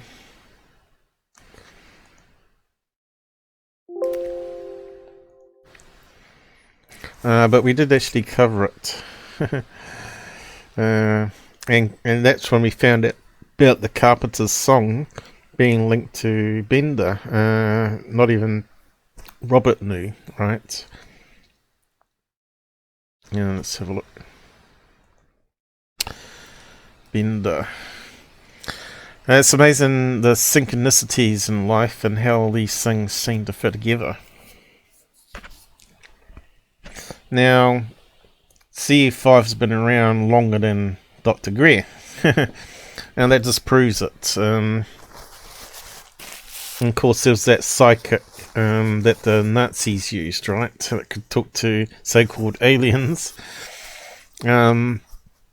But Bender made more sense because he was using radio, and as you know, it's electromagnetic energy being converted into sound, and kind of makes sense that that exists throughout the universe, radio waves, because it's electromagnetic, and also it could exist through portals or membranes that connect multiverses, right? So kind of makes sense why they'd use it on ghost investigations. So if you had a ghost present, right, an apparition, and you pick up voices, then could it be that they're picking up something in our dimension, or are they picking up something in a multiverse which is sort of breaking through as a transparent image that we see? Now, speaking of which, you may have heard, I'll just come back to that. You may have heard of the TV series, what was it now? That was on recently. Help me out here, Susan. What's it called now? Wltshire. The Wltshire files. The last episode was quite interesting. They actually capture a apparition forming on the camera when they're trying to do a seance. Now, they talked about people doing seances in the house over the years, leaving doorways open. I'm not too sure how true all that is, but it's quite interesting nonetheless. That sort of gang sort of connects into this reality of portals or doorways to a multi-universe. But they did an episode, and you can see this child spirit form, which they were picking up the voice on EVP previously. And also they had like a medium psychic that seems to come across very credible. So this brings us into this still CE5 stuff, and also connecting your brain waves into another reality. So yeah, I just want to talk a bit more about that. So the Wltshire Files Travel TV, they seem to do a lot of stuff like this. I didn't quite like this guy at first because he came across... He's on Coast to Coast for starters, right? And Coast to Coast is like a fraud woo channel, as far as I'm concerned. They promote all sort of craziness out there just for ratings and making money, right? But this lady here, I can't remember what her name is now. She comes across very credible. She was in other shows as well. One with the missing people, and they get her to do a reading on a guy that apparently disappeared while climbing a mountain, or climbing the hillside next to this city. The guy was claiming that they were dumping illegal nuclear waste, so they went to her, did a reading, and I'm not sure what they gave her, maybe a picture or something, and she started scribbling down things that sort of matched up the story. That she was saying that he saw something being dumped in a cave and all that sort of stuff. So yeah, it's quite amazing. If she's faking it or somehow got wind of what they were looking for, she did a pretty convincing job on that show as well. Does it say her name? Can't remember what her name is. But yeah, I didn't like Dave Schrader to start with, but after seeing how professional he is on the show, how he breaks down stuff and interviews people, I think he really is like the team leader there, and does a good job. To me, that's like one of my favourite shows at the moment, because they seem to be catching some credible evidence. And EVPs that you can actually hear from old tapes as well as new sources they get in the same locations, which is kind of interesting.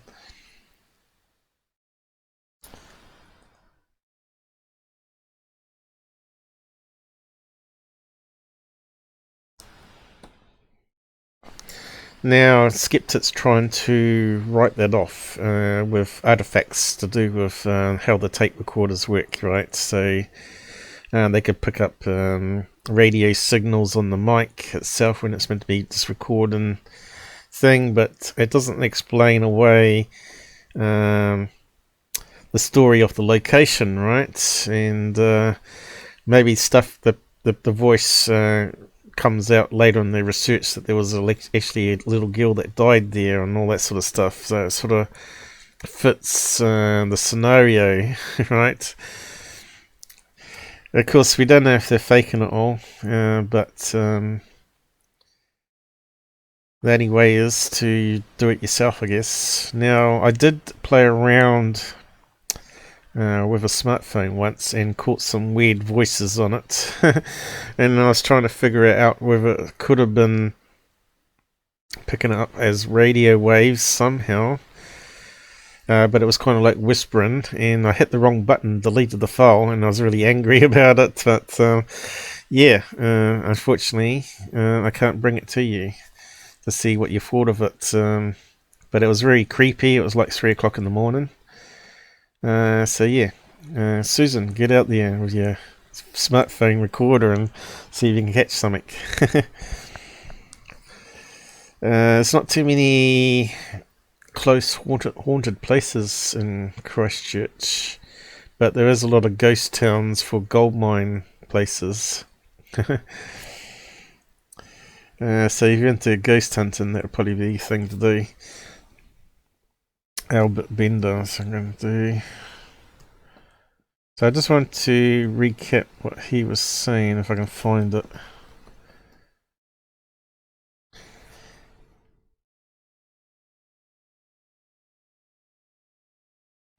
So he apparently was the one to bring up one of the first Men in Black.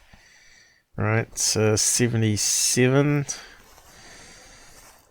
The only other time was Maury Island incident.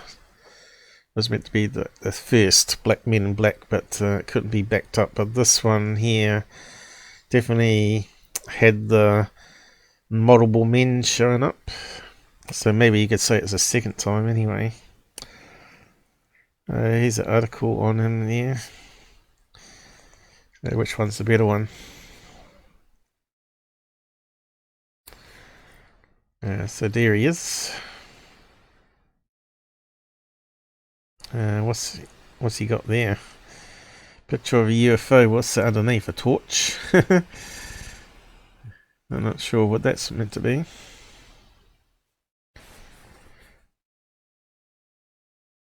Toilet scene. Albert was employed as a chef, timekeeper at ACME. Isn't that what they use on Roadrunner and all that sort of type shows? The world's largest manufacturer of scissors. The factory was located across Pennock River, whatever that is, Hicks and Kelton, Newton, how do you say that one? Knowlton Streets. Perhaps it was Bender's sense of humour, but in an ironic salute to his job, Bender filled his living space with an assortment of 20 chime-in clocks. Sounds a bit like a Time Machine movie, doesn't it? Every 15 minutes, half an hour, and on the hour, 784 Broad Streets resounded with the ding of bells. Bells, bells. Ticking timepieces. Let's just carry on with the story. Connected den of his stepfather's 3-story Broad Street home. At some point when Bender entered his late 20s, Albert adored his realm with a collection of monstrosities. A forked skull, shrunken heads, and his own original outsider art. So that would probably bring in paranormal, wouldn't it? Stuff that's meant to be connected to parts of bodies and stuff. At some point when Bender enter, okay, we got there. Should friends stop over, Albert made sure to compliment the atmosphere. Compliment with unnerving sound effects, featuring thunder, sobbing, and hissing noises on his record player. Ghost stories and horror movies. Chamber of Horrors. Albert's unique appreciation for the supernatural coincided with the rash of well-publicized flying saucer sightings in the American West during the late 1940s prompting Bender to form one of America's nascent UFO organizations. What's that mean? In 1952, the Park City resident organized the International Flying Saucer Bureau. World War I flying ace and CEO of Eastern Airlines Eddie Rickenbacker became an honorary member. Albert Einstein declined the invitation. The Bureau's 600 worldwide members, with Bender as president, were dedicated to furthering the study of these mysterious craft. Its headquarters were located in Albert's Bridgeport home. One of the group's most enthusiastic members, Max Krukal, also worked as a timekeeper at ACM. He served as IFSB vice president, blah blah blah. His home was in blah blah blah. Okay, so where do we go from here? The newsletter shared stories of UFO sightings. No sooner had Bender commenced the IFSB than odd occurrences plagued him in the Bridgeport. Ill health, strange phone calls, and telepathic messages hounded the researcher. Kind of sounds a bit like various other things we've heard out there, doesn't it? Well, we know paranormal. If you got sort of like bad karma, which hopefully GUFON Radio will be suffering some bad karma his way. And having lots of bad luck. Ill health, strange phone calls. That almost sounds like Stan Romanek there, doesn't it? Telepathic messages hounded the researcher. That's one thing we don't hear too much about, though, telepathic messages. We've heard about people receiving stuff in dreams or dreaming about stuff that sort of come true, right? And I've experienced that myself. So there is something unknown or not part of normal science that we're still yet to understand. These events coincidentally mirrored an outbreak of UFO sightings over southern Connecticut. Albert felt as he was being watched. Now a lot of us also get that feeling. A lot of it is put down to, they call infrasound, that sort of stuff, but I'm not too sure. You can't sort of write everything off. November 1952, local movie theatre Bender realised a strange man with glowing eyes was observing him, and while walking home along Main Street, Albert was shadowed. The men in black. On a separate occasion, late one night on Broad Street, Bender. Now, what's that noise? Heard a funny click sound. Are you still working?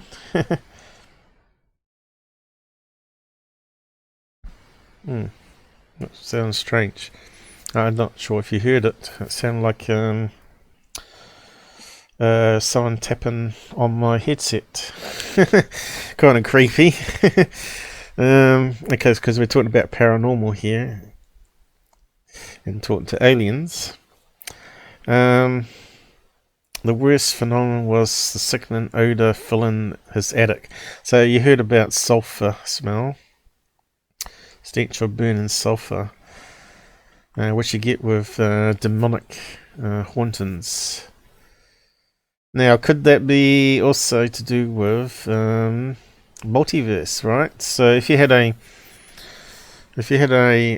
another planet that was overlapping us in a different dimension, and the portal opens up and the atmosphere has more sulfur in it, then you might get the smell of sulfur.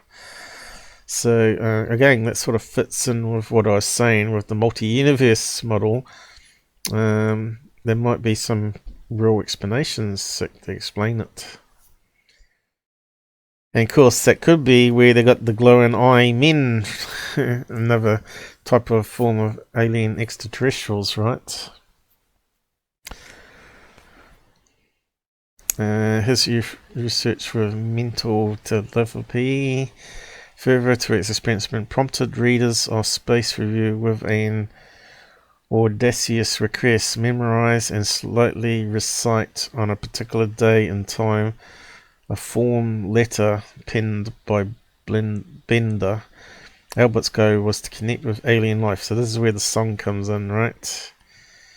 Simultaneously fought prediction of hundreds of IFSB members. World Contact Day, which sounds like UFO Day, doesn't it? As Bender and IFSB officially preferred C Day. Contact Day commenced at 6 o'clock in the evening, Eastern Time, March 1953. So it was before that I was around anyway. Us guys were around. And calling occupants of interplanetary craft. Okay. We are your friends. Okay. So it talks about the band here again. And the Carpenters. So there's another reference to it. Bender's measures did not go over well. His rooms continued to fill with smell of sulfur.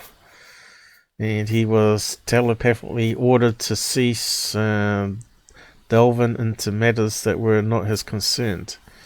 That's quite interesting, isn't it? Told off by aliens or paranormal. A yellow mist gathered in the attic. Undeterred, Bender announced that the July issue of Space Review would hold a startling revelation. It never appeared in print. So yeah, what was it, I wonder? In July, Albert Bender was visited at his home by 3 men. Bender stated all of them were dressed in black clothes. They looked like clergymen. Sounds like JWs to me. But wore hats similar to Hornberg style, whatever that is. Notorious men in black, always in threes, made it clear to Bender that he was to immediately halt all UFO work. They communicated telepathically, stopped publishing before departing. The men in black confiscated copies of Space Review, and in their wake a yellow fog materialized in the upstairs rooms. Again, the vault odor of sulfur, unearthed by the other worldly present. Albert shuddered that he was scared to death and was unable to eat for days. The 32-year-old timekeeper would be the recipient of repeated men in black visits. So there you go. Not surprisingly, Bender's paranormal experiences were reported in local papers. So is it going to talk about the radio? How he did it?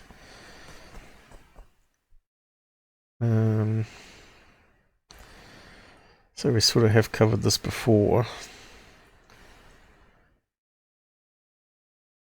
So I told this would be a slightly different show than normal.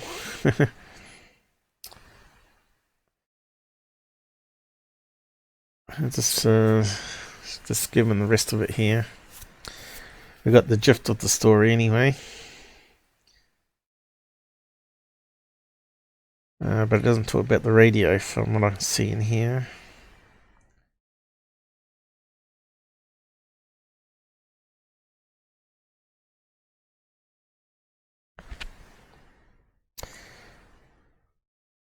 Yeah, it's a big long story, isn't it?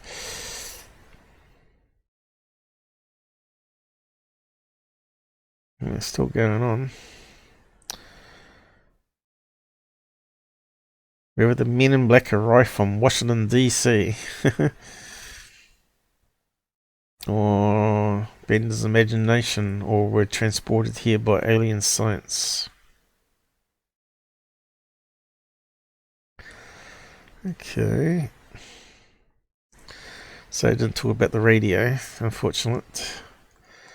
But still, it was a good write-up. I'm not too sure really on the telepathic stuff, right? I think there's something missing in the story there about the radio, which kind of suggests that maybe he was hearing voices on the radio and got visited also by these men. Bender. Everybody should know about Bender now. You can't be a real ufologist if you don't know about Bender. So let's see if we can put radio in and see if we can find a bit about the radio. Okay. Must include radio. I think it was radio. But maybe they talk about AM. Here we go. Headaches, his radio turned on, had been the most physical part of them. Okay, it's talking about the radio there.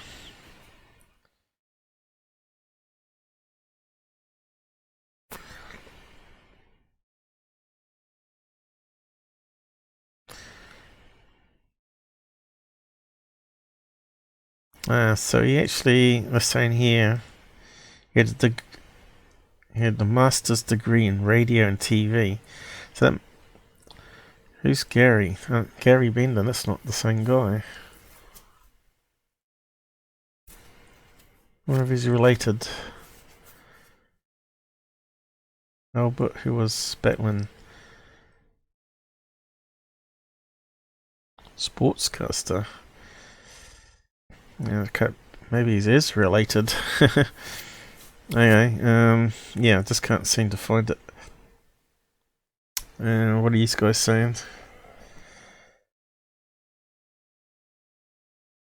You're gonna go? That's alright. Yeah, I know what the pills are like. When I was on painkillers, that's what they do to you. But you're on other stuff. Okay, see you later, mate. Thanks for popping by for the support anyway.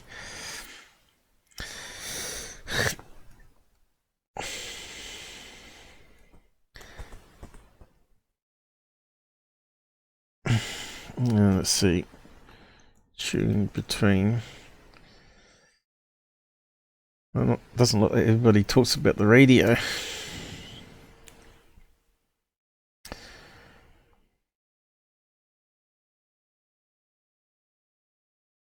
And my damn eye is blurry too. Ain't helping. Anyway, it was just last minute thought to talk about him. But I want to talk about can you actually do CE5 by transmitting your thoughts out, and brainwaves. As you know, they've got like these caps. I wonder if it's going to give us the breakdown of information here. So they put EEG, as they call them, EGG sensors. They get the waves, but like your heart pulse, right? And they're talking about it producing like a few millionth of a volt. So that's almost nothing, right? And people thinking that they can join up together and sort of transmit their thoughts into space with such low voltages doesn't make any sense, or telepathic communication, right? So let's see if that tells us more here.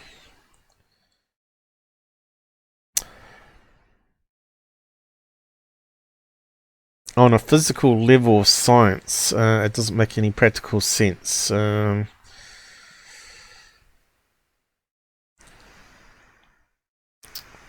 Yeah. Have a good one, Charles. And don't stress. Okay, so there's gamma, beta, and alpha. So, all parts of things. Brainwave samples for different waveforms. So gamma, problem solving. Beta, busy active mind. Alpha, reflective restful. Theta, drowsiness, which is Charles got at the moment. And delta, sleeping and dreaming. Various regions of the brains do not emit the same brainwave frequency. EG signal between electrodes placed on the scalp consists of many waveforms. So, how do aliens talk to abductees then? So I reckon it's possible if you had like an implant of some kind. And that makes sense. So after a person's been abducted, right, if they got an implant, it could somehow attach to your spinal cord or even into your brain itself. You know, it could be like fragments. Somehow it can then be amplified, maybe through bioelectric.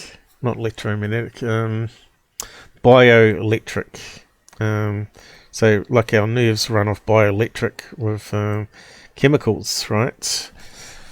Which basically salt has like a positive, is it positive, negative thing? Potassium, sodium.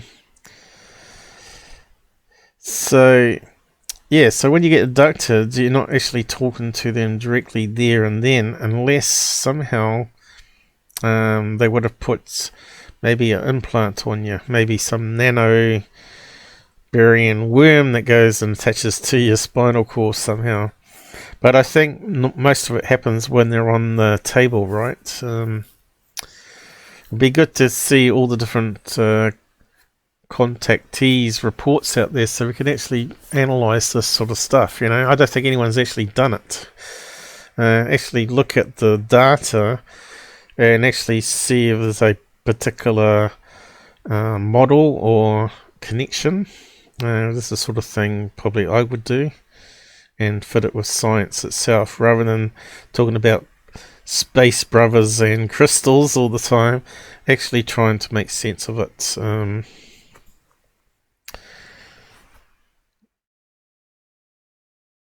I'm not too sure.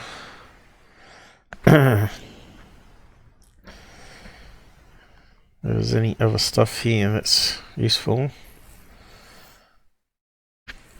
But I think there's going to be some sort of, maybe some sort of, you know, how you can transmit electromagnetic pulses into the skull cap and actually form voices in the person's head. So I think in the table they may have some form of electromagnetic device where the head lays down on the table and the being can actually maybe have it like a what do you call it, Elon Musk chip in the head.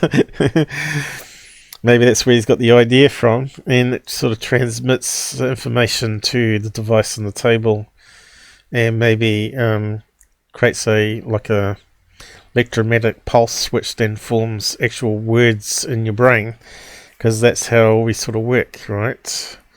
And also they can actually read the brain back, and they can actually form the words back, as well as some rough images at the moment. So we're kind of doing that. I'm pretty sure aliens like 1 billion years in the future or whatever they are would have solved that problem.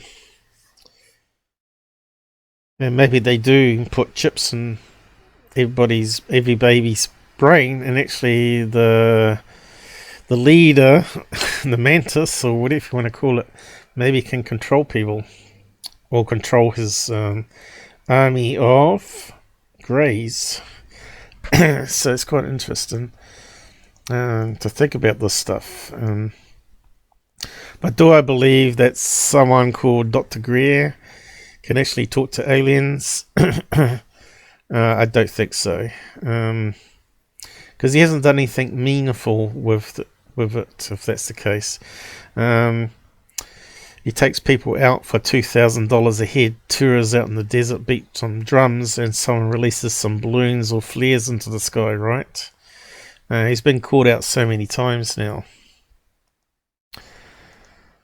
And we've sort of covered it in the past as well. Okay, Area 51, he's into it. N+, yep, positive. That's what I said, wasn't it? And isn't it the other one which has got the negative? So sodium, potassium joins together. But you might have seen Dr. Laird doing experiments with emitting waves, right? And I have covered that in other live shows as well, that the experiments that he did wasn't actually done properly. So you couldn't eliminate outside influence. And one of it is, in the lab they were shining a huge spotlight onto the little implant that they got out of the body, and just by doing that alone, if it's like photoreactive material, that it's actually going to transmit a radio signal. So the light itself is pretty much like a battery, and causes a resonance in the material, allows it to transmit. So I started looking into all that sort of stuff. Anyway, so we're back down to one person now, so it's a wee bit too much for everybody. So I'm just trying to get people to think a wee bit outside the box here, rather than being steered into the Dr. Greer mentality. Now, as we just found out, CE5's been around since Greer, and he just sabotaged it, right? So there may be some element of truth in it, and you can see there it was connected to also Close Encounters movie. As we know, that's the Close Encounter movie was clearly based on lots of different stories that the producer heard. Stephen and one of them probably would have been CE5, how they communicate with the kids or whatever. Maybe the kid was walking outside and disappeared while the mother was trying to hold on to him and he gets levitated up to the UFOs that's passing by. Now, I believe that some people are sort of picked and allowed into, have been invited pretty much to find out the truth about them and their purpose or whatever. Also, there may be fed lies to them. You know, they call it screen memories, right? So I still think there's factions within the alien race, or the race. It might be just one single race, but it might be a whole group of them from multiple planets or multiple universes that sort of take the best of each of the different multi-universes and resources and take it back to their own and exploit it, right? That's basically what the Romans did, right? They would conquer and then they would take the best of their science or products that they made, you know, like the fireworks from the Chinese and concrete. I'm not sure how they figured that one out, but pretty sure they would have conquered some place that was mucking around with it, and then they used it for further research and improved on it, which I think they figured out adding ash, I think bone ash, ground up bone of animals into the concrete mix, made it more solid. And of course a lot of that stuff is still around today. They've got like concrete piers that go out to the sea that were built by Romans thousands of years ago, right? Anyway, So yeah, I just wanted to bring that to your attention because I thought that was a fairly good story and my viewpoint on it. So that was a really good article. Now I'm pretty sure Earl Grey will probably want to talk about more about that too, because he had you know, he plays in bands and stuff, and he made connections. And all these people that were producing these albums, right, or people that he knew in California. So, yeah, we should bring him on, talk about music and the influence of aliens and UFOs in it. I'm sure he'd love to talk about that sort of stuff. Anyway, moving on. Although I feel I forgot to mention something or look into something. I just treat this like a exploring idea. I did actually post some stuff on Discord there. There's a guy called, what's his name? That builds all sort of crazy robotics stuff and toys. He made a brain cap thing that you can buy a kit set, and he makes it up for his head. And shows you the waveforms on a computer screen and tries to implement that into a product like remote control something, right? It's quite interesting. I can't remember what his name is now, but he's a UK guy. It's on Discord there under technology posts. So just having a look at this drawing one. I just wanted to go back to this one and have a read of this. Of course, I need to copy it in the other one, don't I? Yeah, probably. I'll get it read out in here.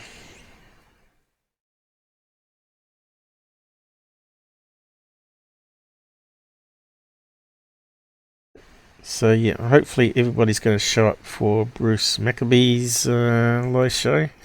I know people don't seem to like Twitch for some reason, but they've got to get weaned off YouTube because YouTube's not such a nice place, as far as I'm concerned. It breeds all those fraud channels for starters, and it does nothing when they break the rules, as far as I'm concerned. Hate speech is hate speech, and they know it. Let's see if we can get it reading. Just want to have a look at this case, so we left it off last time.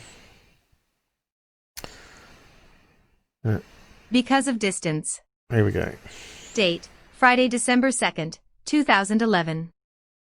Time, 11 p.m. Location, MT Pleasant, Christchurch, South Island. Christchurch. Features / characteristics. Large triangular object outlined by orange lights. Description. Witnesses drawing of triangular object with accompanying smaller lights. Conditions partly cloudy with wide patches of clear sky in the east. Fairly still with only a light breeze. Duration of sighting 10 to 12 seconds. The witness was outside enjoying / observing the night sky before retiring to bed. He had observed 2 satellites, planes heading to Christchurch Airport over North Canterbury, and the Southern Alps, occasional seabirds, and the Light of Hope laser light from the CBD. He stood facing the eastern sky so as to avoid light pollution from the city and local lights. A quick-moving set of red lights in the south caught his eye, and at first he thought it was a satellite, but it was moving too fast and low, and consisted of multiple lights. He discounted a meteorite as it was moving too slow to be this. He also discounted an aircraft given the size, proximity, and light color and configuration. Also, it moved silently. The witness recognized the object was very large, and had a solid triangular body, with red lights around the exterior or perimeter. They were not blinking, but were dullish and not overly bright. There were also other independent red / orange lights preceding and following the object. These lights were pulsating and moving erratically. The speed of the large object was fast and steady. He could clearly see the underside of it, and the triangular shape as it moved from south to north. The witness quickly moved position further up his path to keep it in view as it flew overhead to the east. It was eventually lost from view beyond a tree line, however. For a few seconds he could see it partly through the trees. During the 10 to 12 second sighting, the witness saw the object move across approximately 50 to 60% of the sky. The witness has not observed anything similar in a lifetime of keen appreciation of nature, weather, photography, and casual night sky gazing. Date: Saturday, November 19th, 2011. Ah, so that's the third one we've heard about the triangle in Christchurch, and I think it's all the same craft, all the same time, even. Well, it's coming back, 2011. What were the other ones from last week? Do you remember? I think they were 2015 and 2012. But this sounds just like the story I heard from a mate. He said that the people seeing this triangle, and I'm pretty sure it was 2011 or round about there. 2012.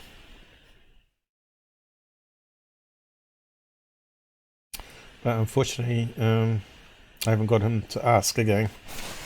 But yeah, I should really send him this link and see if he thinks it might be the same craft that they saw.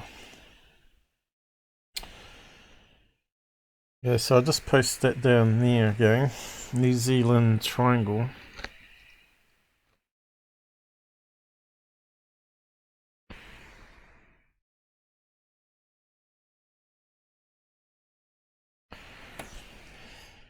So there's a lot on that page, so everybody should go and have a read of it, I guess. Or get the reader to read out. So what have we got here? This strange thing here.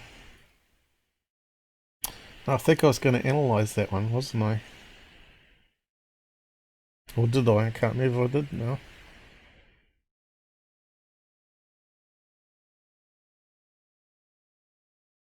I think I was going to look at it, so I might just have a look at that. But yeah, now I think about it, I was going to talk about... I better move the mic closer again because I'm eating a sandwich. I was going to talk about the electrodes on a skull cap being fed into some sort of AM/FM radio where you actually transmit rather than receive, right? So I'm not sure why people haven't actually tried to do that as an experiment.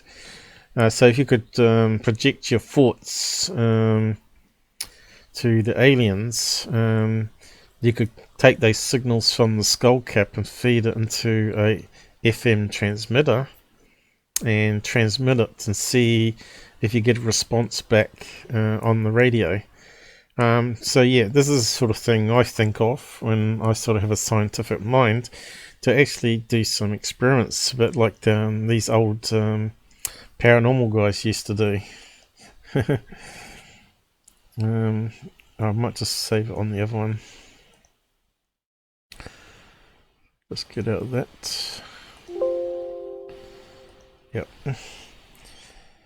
I think it would be a worthy experiment to do. As I said to Earl Grey on his Facebook post, sort of going back to it, I said to you, have you ever thought of using some of the devices like Bender and Ghost Hunters use to with the radio to see if those particular hotspots for reoccurring alien abductions has some sort of multi-use portal that's open above the house? Because if they're coming in, it's obviously going to leave some sort of imprint, and see if you can pick up some residual voices or something like that. So I think it'd be quite an interesting experiment to do.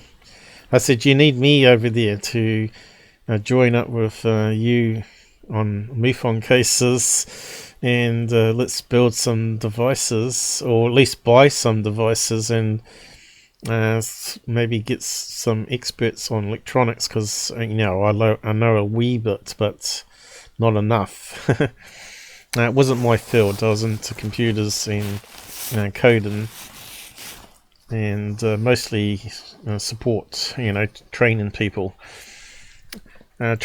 that found it complicated, sort of thing. But yeah, let's get back to that image and start doing some analysis. We might just have enough time. I thought I was going to do some MUFON cases, but already looks like I've done too much talking again. And this one comes up different. It comes up a bit better actually. So what do you think it is? We probably should have read out that case, shouldn't we? Let's have a quick read. Witness was on a sailing trip, Bay of Islands. Looking towards land, he noticed an orange, roughly spherical object. Altitude 30 meters, approximately 800 meters distant. Okay. Doesn't say much more than that, does it?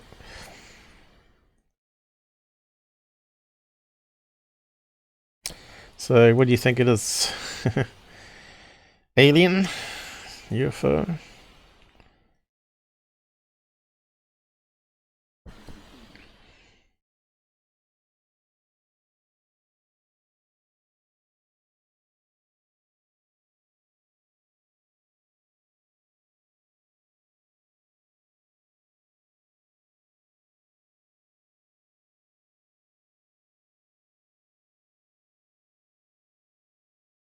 Certainly goes a lot faster if you ain't got also streaming audio and receiving audio. We're not hitting any really high peaks and stuff. It's sitting around about 28% at the moment, which is kind of ridiculous.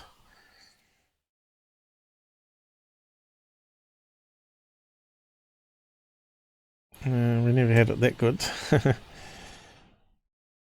Kind of looks like a potato. Kind of looks like a eyes and the nose here, doesn't it? Kind of looks like a panda head.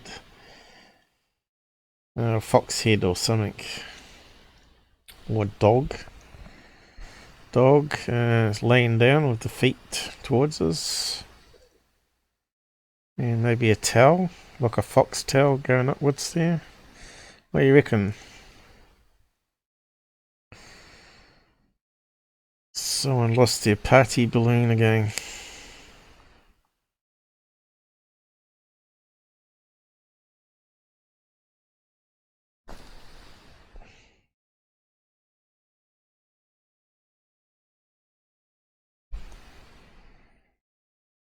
Starting to see errors now. It looks like eyes, a little nose here, black paws.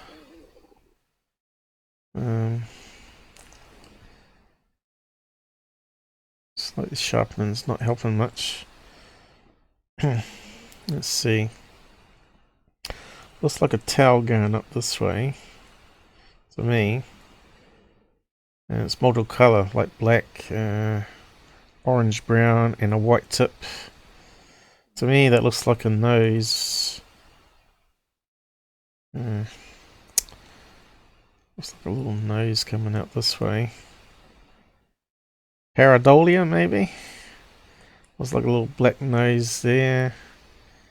Looks like little black eyes. Oh. It's really terrible trying to draw a mouse. There's little black eyes there. Kind of looks like a fox, doesn't it? It looks like it's going around here with an ear, maybe. Going back around here. And it kind of looks like two black feet here, doesn't it? Black feet there, black feet there. Question is, do you get fox balloons? It's possible. So this is a problem with photograph 2. We want to see how it's rotating.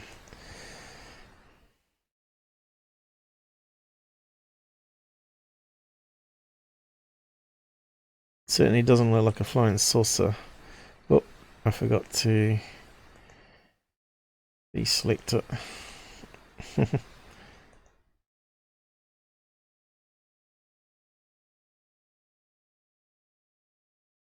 The brightness.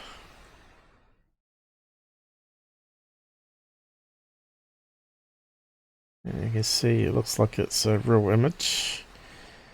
It's fading evenly across. Look at this tree line here. Yeah, this do color swap. See what we get.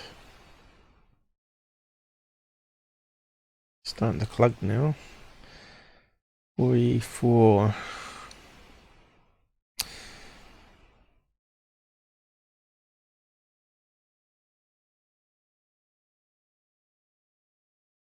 And you can see the pixels on the image.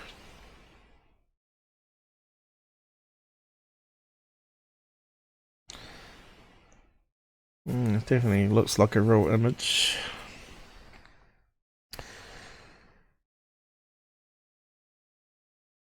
But yeah, we're not going to get anything from that, I don't think. I think it's just a balloon, character balloon.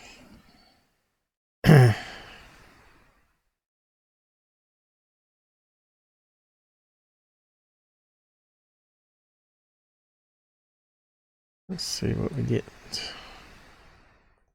on the close-up. Don't yet it's enhanced at this stage.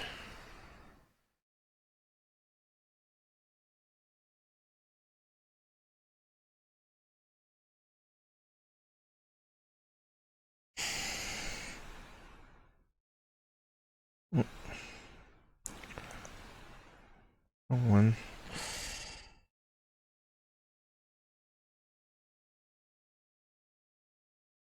Still kind of looks like a face there though, doesn't it? Like a dog type face.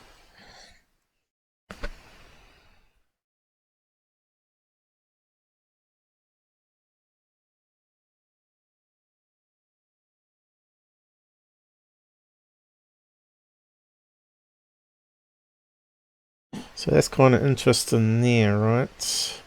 Kind of suggests there is a head. It seems to be lit up where I was drawing around with the ears and all that. And the rest of it looks like it's a body, right?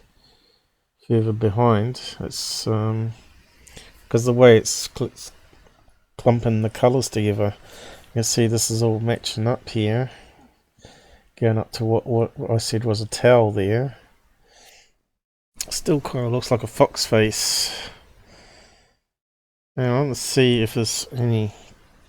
What year? 2011, wasn't it? So 2011 October, getting close to 2012. You reckon it's a panda? Yeah, but wouldn't a panda be black and white rather than foxy colour, which is normally foxy brown red?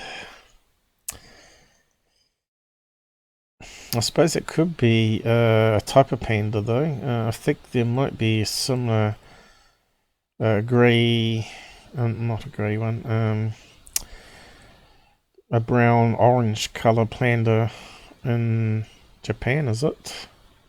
Or is it China? Or somewhere like that. Pandas. Let's just have a look then. Panda types. Let's have a look. They're not all black and white, I suppose. Images. Let's have a look. Right, it does look like a panda. But that type of panda. Red panda. So yeah, it could fit that. So there's actually one called Red Panda. So what's that native to? So there's the black and white one.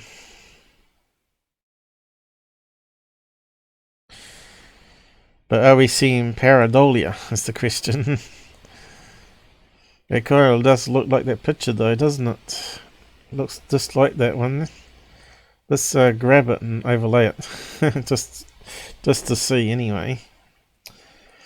This is where it gets more interesting, doing this sort of stuff, right? Trying to understand, are we being misled by photographs? Does it say what country this one's in? Baby panda. Red panda, I should say. What country is that in? Yep, we just found out there are red pandas. Wikipedia, here we go.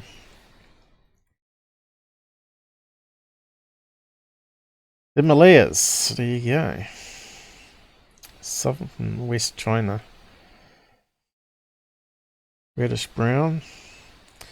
But they do look like foxes, don't they? It really looks like a fox. Okay, we saved that image, didn't we? Let's just bring it in.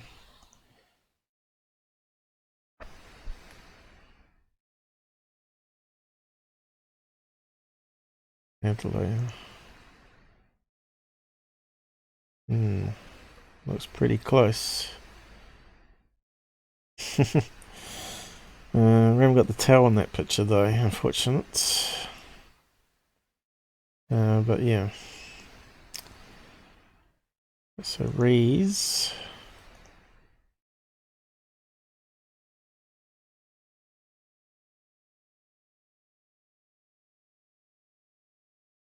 Freehand, which is kind of dangerous. But it's actually got the black hands here, right? So it's got the... It sort of matches up. I'd say it is a red band. I probably don't need to look at fox. So it matches up. You ain't got the tail though, unfortunate.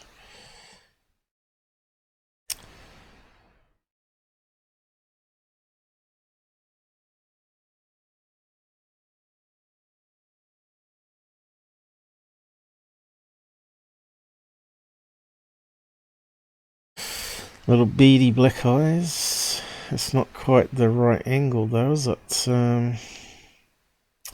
Needs to go the other way a wee bit.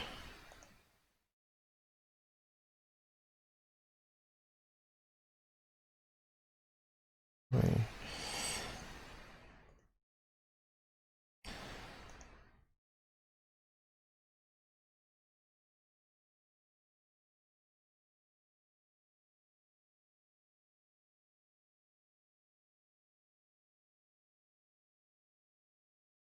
Still not quite right, but yeah, I'm pretty sure it looks like a panda balloon. Which obviously they make in China, right? There'd be like a national thing.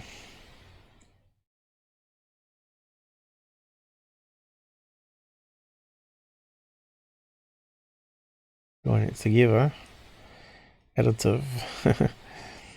Yeah.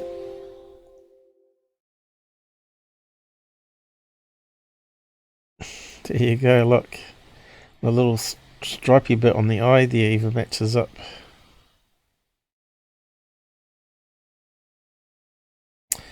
Damn it, look at that. It's just so good a fit, really.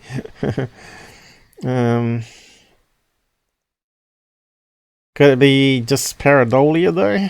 Is the question. Yeah, additive, color dodge.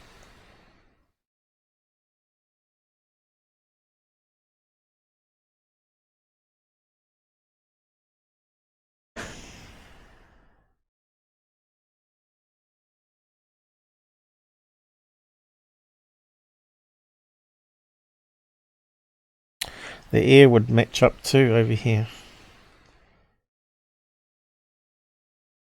But his paw is coming down here, so around there. Yep, I think that one's probably salt. But we need to see if there's panda bears now. Red panda balloon. and whether they had it in 2011, which may be a bit harder to find.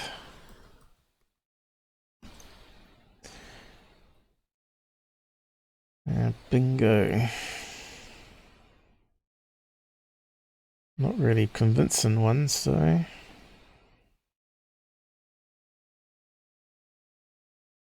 Gotta say it right. China. China. That's the way you gotta say it from now on, just Susan.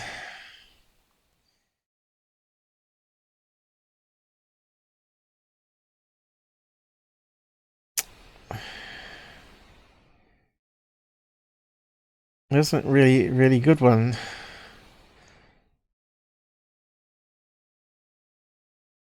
Illustrations, stick on.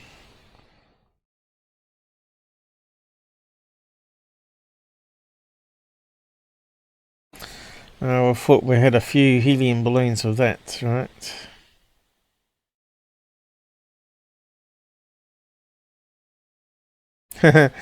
There's a balloon for GUFON. A piece of shite. Shite balloon.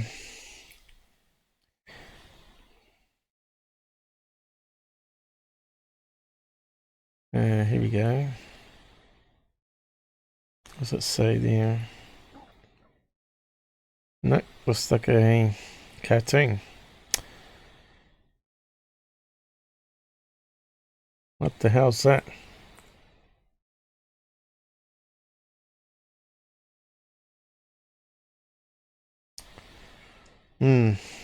How can we get a more refined search on that?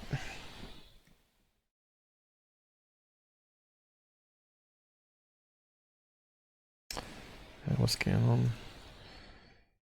Balloon, helium.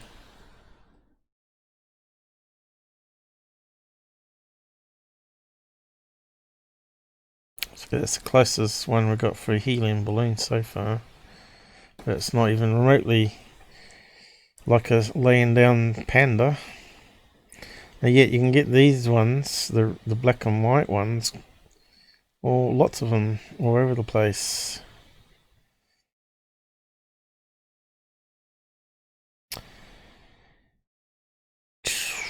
Printed image of one.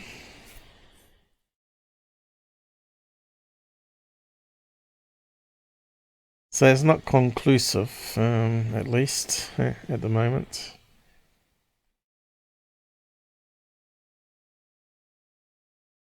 Maybe the red panda's not so favourable now.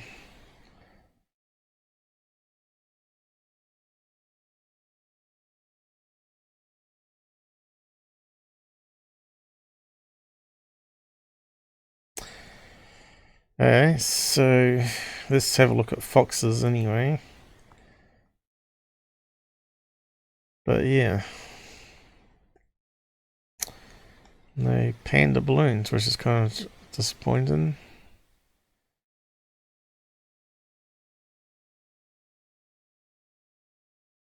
I'm sure Charles will have a look. Large panda stuffed.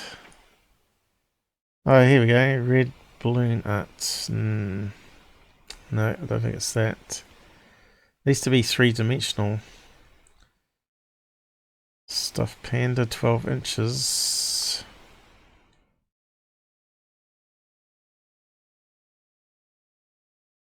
Perhaps they had something back into 2011 though. What's that one there? That's looking closer to it, isn't it?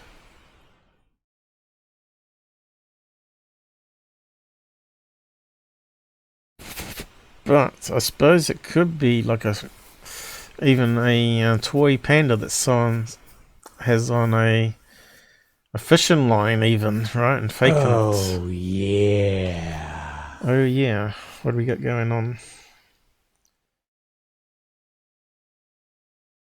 Hey, we got another subscriber on YouTube of all things.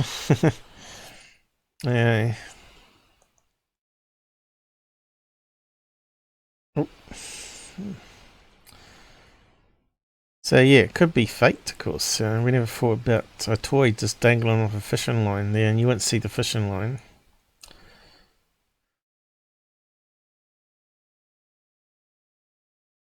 But yeah, that one sort of fits it, doesn't it, Amazon?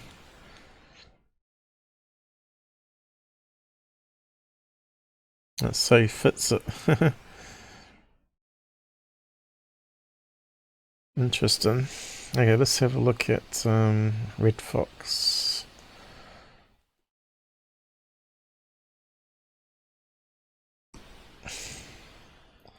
So we get quite a few red foxes. And you can see that it looks pretty similar.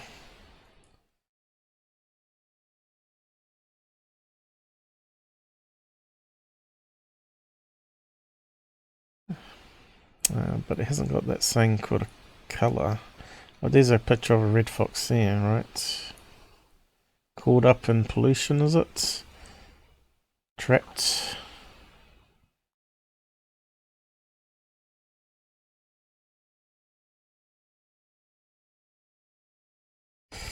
You gotta feel sorry for the wildlife out there and the idiots that release balloons. And they're kind of like little dogs, aren't they?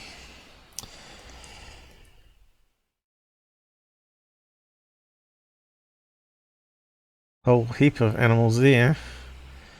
Red fox. Raccoon. There, what's that one? Squirrel. Hedgehog. Charlie likes them. He's rat hunting again. He's obsessed with the rats at the moment.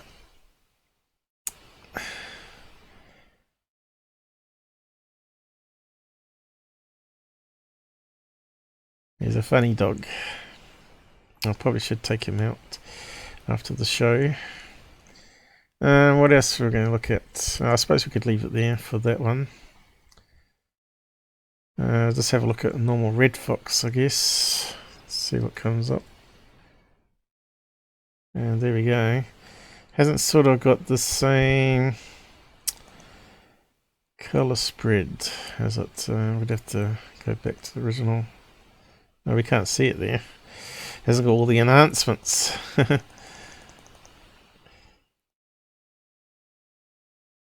I should actually save a side by side.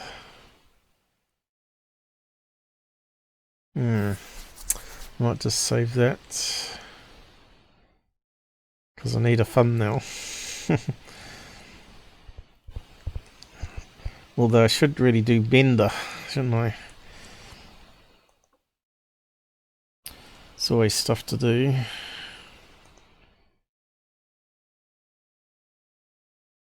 Panda.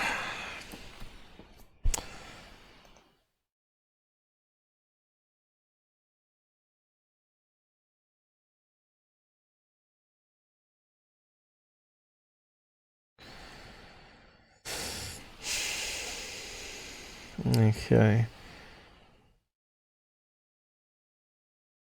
Let's go back.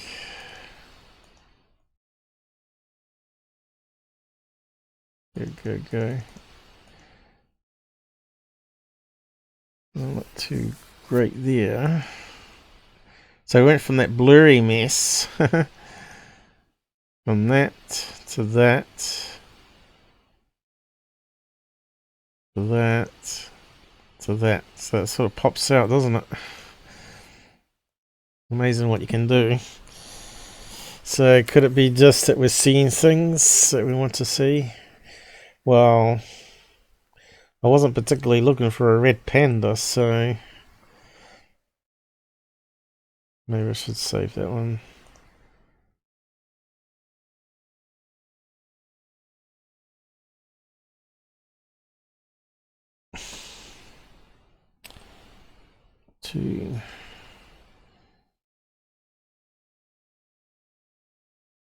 But you can see all the steps we did there.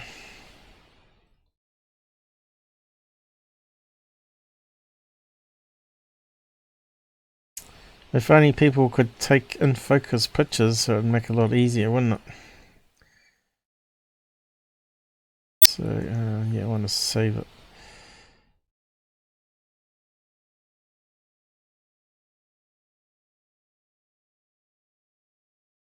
Just in case I want to refer back to it.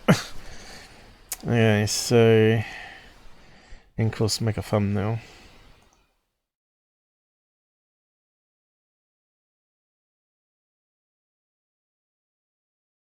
See, when I first looked at it, I thought maybe it was a balloon in the middle and maybe 3 or 4 balloons on the outside, but when you zoom in and look at it, it sort of changes your whole perspective of things, right?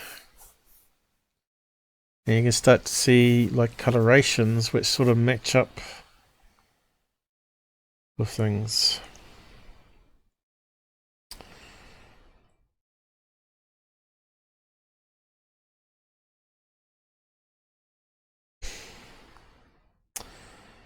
Yeah, Fox is very similar to it though.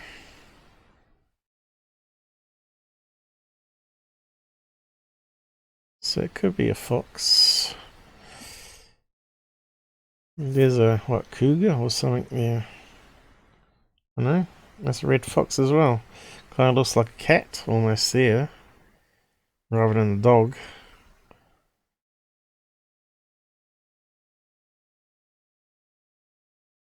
Anyway, I'll move on. And we got third phase of the moon, just look over, we'll wrap up on that. So,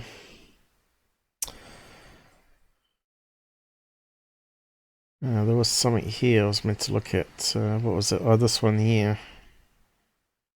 That one.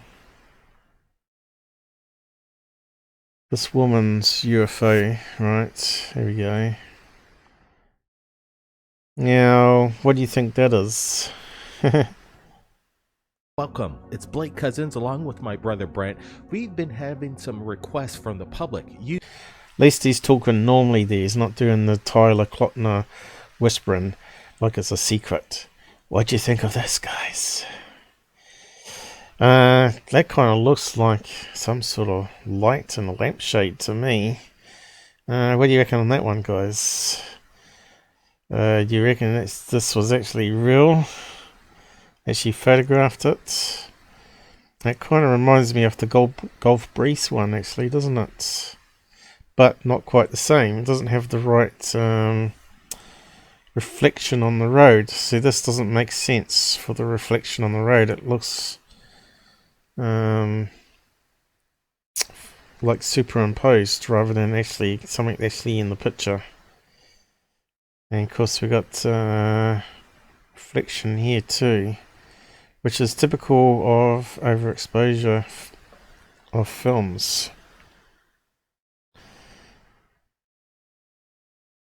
Northern California had this thing zoom over her vehicle. She managed to take some shots and she's sharing the photographs with us, and I remember these shots. Yeah, so I reckon this is someone trying to get some laughs by faking a picture and see if they can. Remember when I was talking about the Polaroids and how they managed to figure out ways to do not just one double exposure but 2. This almost looked like the same quality. If you remember, if you go back to the Polaroid double exposure images that we found, this looks like a really close match. Clearly it's not intelligent. It looks like a battery operated light. Bingo! Let's see if we can actually identify it.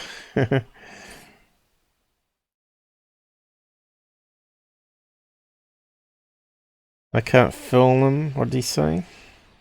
Looks exactly like those pictures that guy took in the 1980s or whatever. That said he was abducted and yelled at the aliens. So I don't know what he's talking about. I can't film them. They always shut down my camera. So that's that sounds more legit. Because that's what they do apparently to MUFON. Investigators say.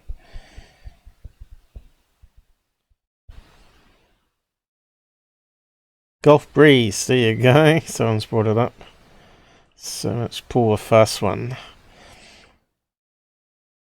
Siford, this is a bad one.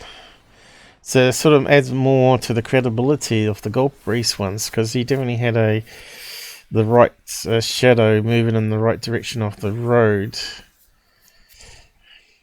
See, I haven't discounted the Gulf breeze one, but we'll see what Bruce says tomorrow about it.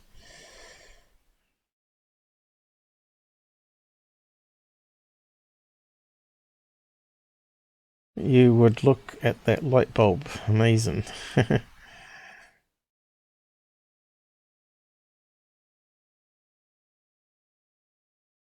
So there's a lot of people here skeptics, right? Which makes a change. Because if you go and look at the other silly one with Corey Good, they're all sucking it up. So we might just have a quick look at that before we go too, just to show you what I mean. So yeah, we didn't get the originals, but she sent us a video of her with her magnifying glass. We can see that these photographs are real. The question is, what did Julia encounter? These are incredible shots on a desolate road in the woods in Northern California. Anybody out there see anything like this? Here are the photographs. Yeah, I don't know if we can do anything with it really. It looks fake to me. See, this doesn't look right here on the shadow. The angle of the light beam.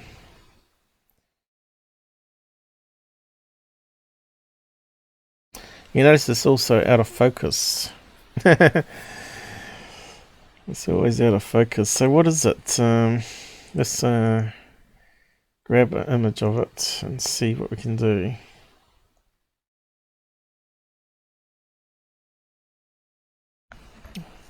What do you reckon? Out there, how many people we got? 2. Let's just save.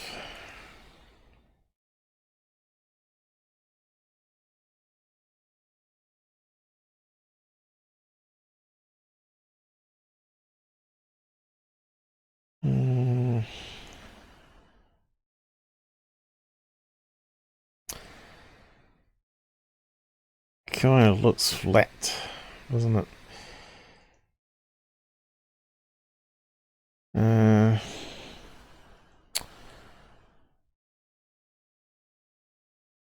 Could it be a reflection?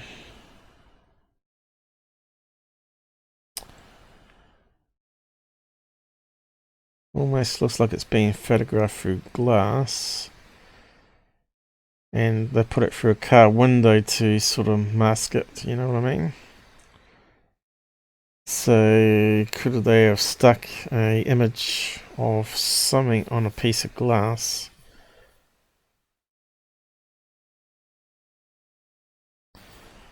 And somehow illuminated it. Interesting. So now I'm trying to think how they faked it. Because I don't believe it's a real UFO.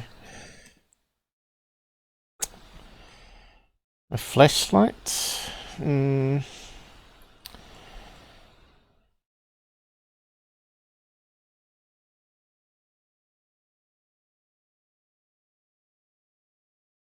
Doesn't look three-dimensional though. It looks like a image of a three-dimensional that's sort of added to another scene on top. It looks like it's been, and because it's not done with a digital camera, right? So let's it's done with a film, which makes it a bit more tricky. That means you need some people that know about processing film brightness.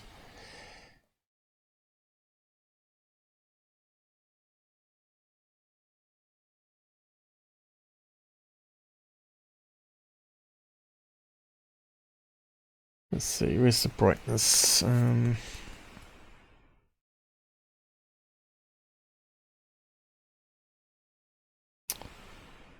Leighton. Wait. Clicked the wrong one. Okay, let's darken it.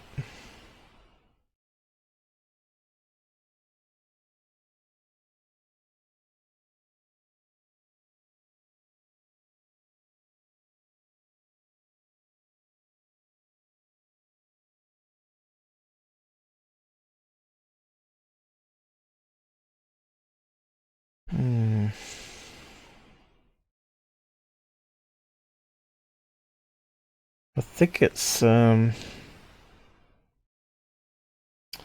where's the focus point on this film here? You can see the background is out of focus. The car here looks like the same out of focus as this UFO, right?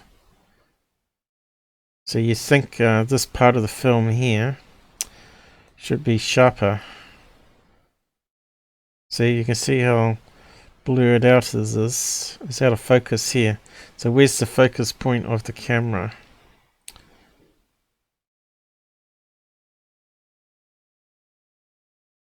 That looks more in focus maybe than the car, which doesn't sort of make sense.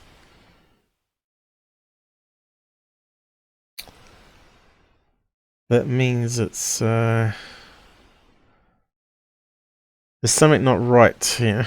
Hey look, it almost looks like an alien standing in the bushes there. Look, you can see pareidolia, head, arm, bent. Person standing there. It's probably just a bush, but there you go. You can see things and images. I don't know how that can be a torch though. It looks like more of a ceiling light, doesn't it? So what year was this taken, did it say?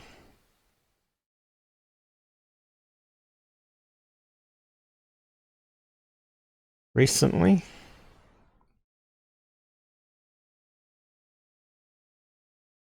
Did he say in the thing? She's, like I said, she sent me this video. It was a few years ago, and I remember this, and I'm so glad that.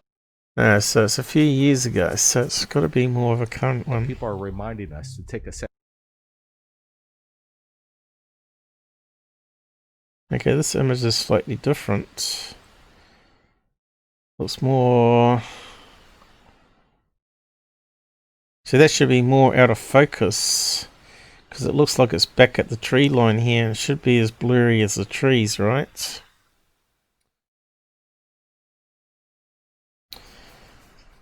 Something's just not right with the image at all. Card dome.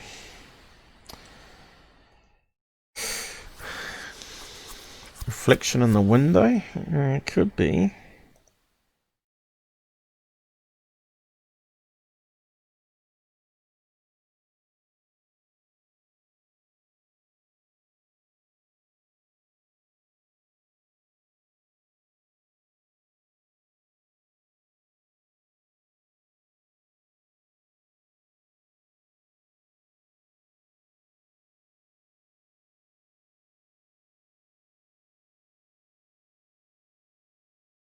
So what's that there? Up and up in the image now.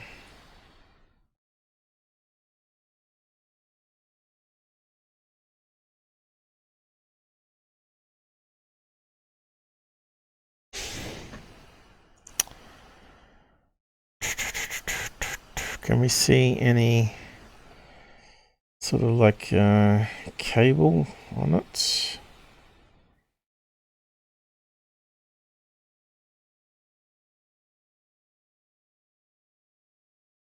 Seems to be something there though.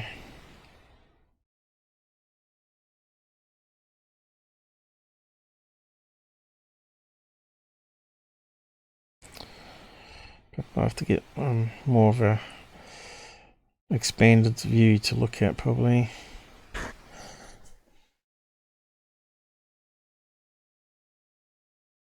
It does almost seem like there's something hidden up this way.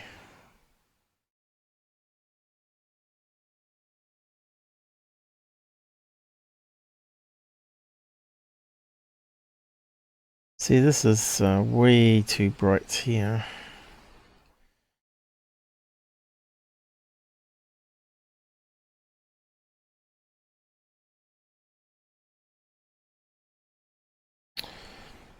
I think I have to analyze it a wee bit more.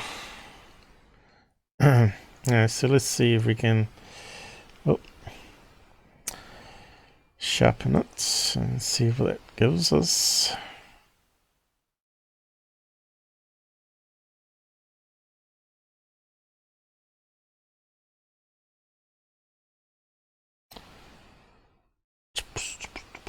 Before I clicked on it. Yeah.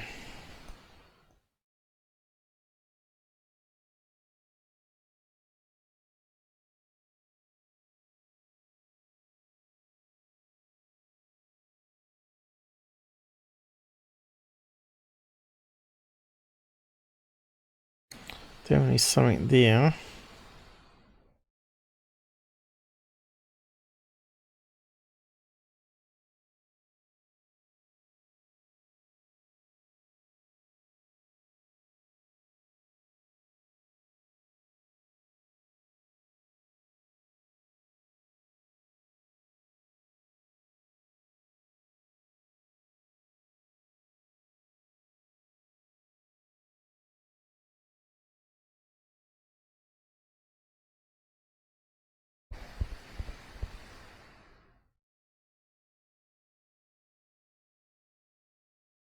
Seems to be like the same sort of sharpness here as what we're getting on the object, right? That means it's got to be close to the camera. Right on the object that's further in the distance here should be more out of focus. Hoaxes. And that's why they went to third phase instead of sending it to MUFON. There's definitely something there. So that's that something going off to this direction here. So what do you reckon? Let's see what we can find. Images. So what do you reckon to search for? Cardone? Cardone. What do you mean by cardone?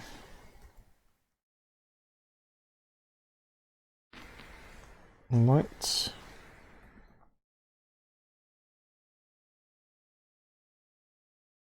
Something like that.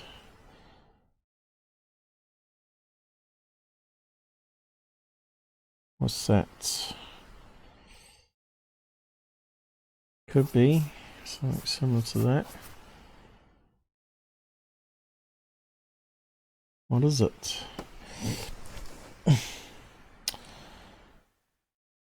Alright. So you reckon something like that? That's what you're thinking? It's got a button in the middle. LED one. What's it called? Ceiling lamp.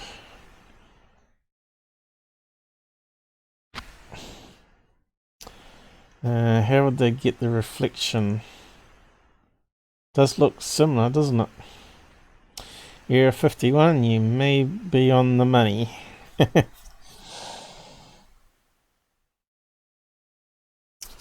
So, obviously it sticks on, doesn't it? So they could stick it on a bit of glass, right? Maybe the screen itself, because it's angled, right? The car light. They stuck it on the car itself. And of course that looks like it's shining the bright light actually on the window here, doesn't it? Rather than on the road itself. That would make total sense. So have we got one that fits that particular model better? Ceiling lights is probably what we need to search on.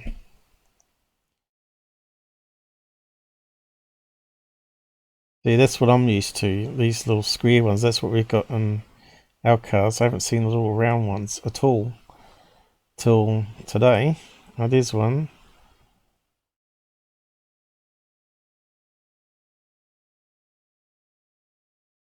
And there's one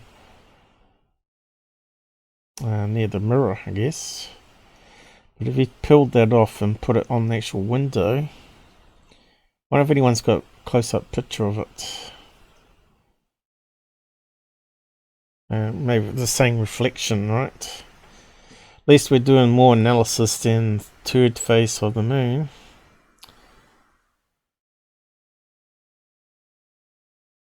See, if it was a reflection, I would have thought it would have been more transparent, right?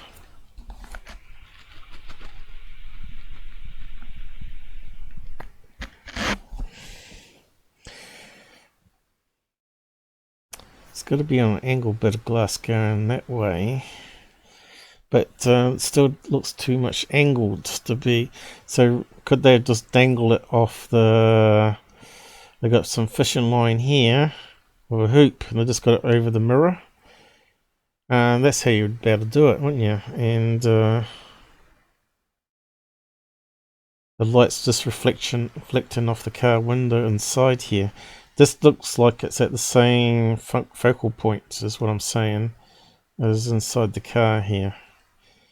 I think we've busted another one, guys. There we go. Little thing at the side here. We saw that in the picture. There it is there. A little thing on the side. It's starting to match up now. If we get the right angle, we could do an overlay. I could hear Charles saying, yeah, that's it, Paul, that's it. You've got it. You solved it again. He'll be posting a comment later tonight when he wakes up and watches the rest of it. That's on the right angle, but reversed. Yeah, it's definitely got the bit on the side. It's got all the right signatures. That's what we look for. And that one's got a cord coming out, which is what that could be there. Or it just could be batteries, cannot say. Battery component where you press on it and it opens up. I think that's it. There's no one.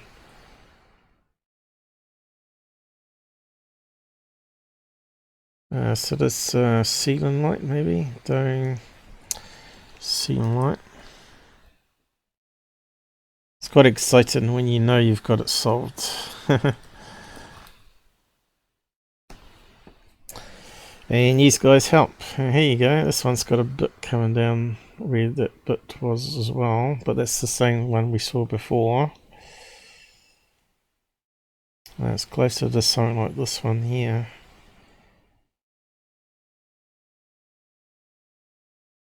That one's got a little bit on the side. Exactly the same. A little bit there.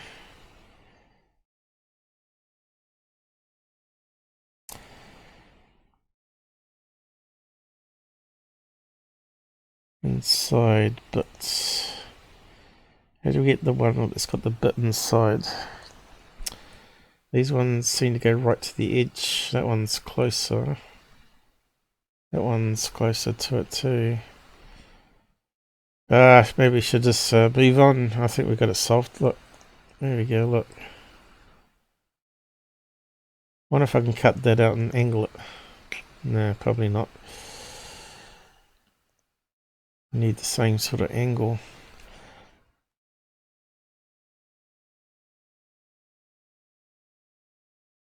There's the black bits, 12 volt. Okay, that one's looking closer. If it had a black bit around the outside, that would be a perfect match.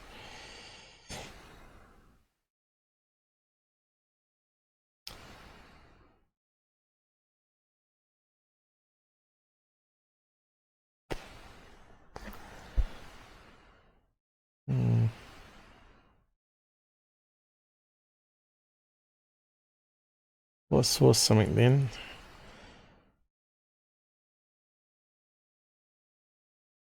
We could use Here we go. What's those ones?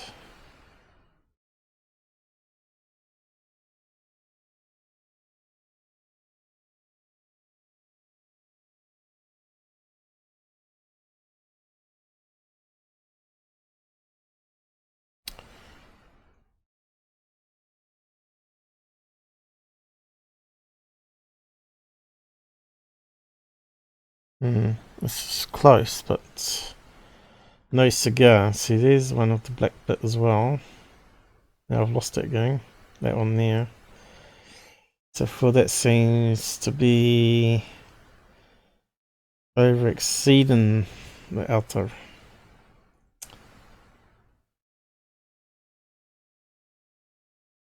That one getting us pretty close. At the wrong angle.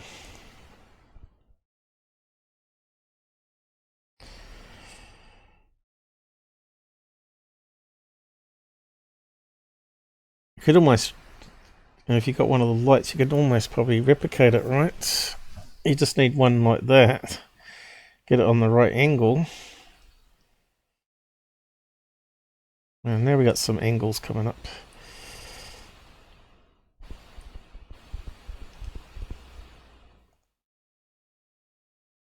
Just can't get one that's going to be a good match.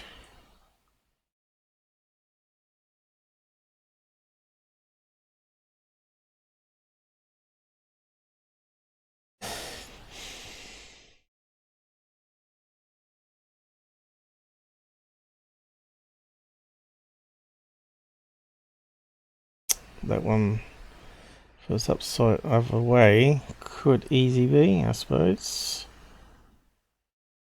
Although that one looks a bit more round. This is more tapered. Oh, here we go.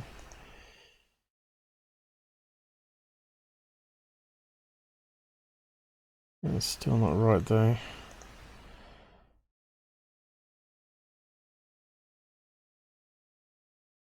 See, they're quite bright.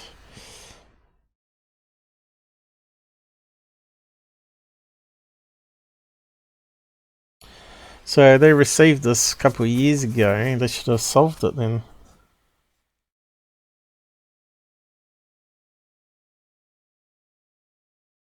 But nope. They're not a real UFO channel. So it's got the same light. If it was going through down to a window.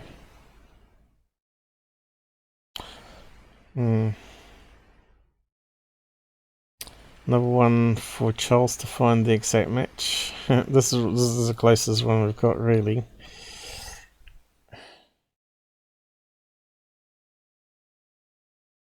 I don't know if we can match it or not. That one keeps coming up.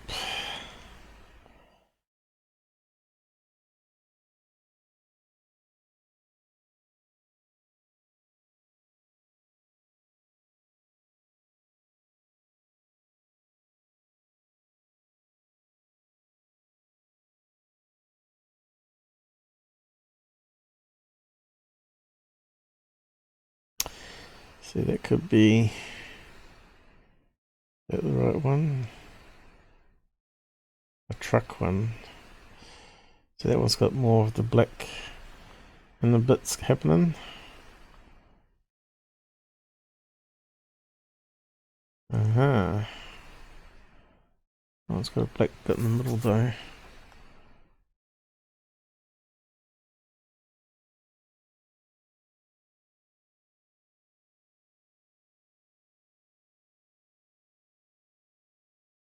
So now we're starting to get the right angles here.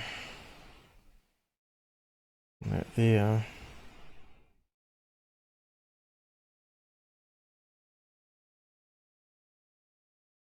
Someone's gonna know what model light it is for sure. Someone will say, yeah, I got one of those. I think we're on the right track though. Okay. I don't think this is going to do much, but let's just do a side by side, I suppose. Scale it up, proportional. Is it proportionally matched? Let's find out.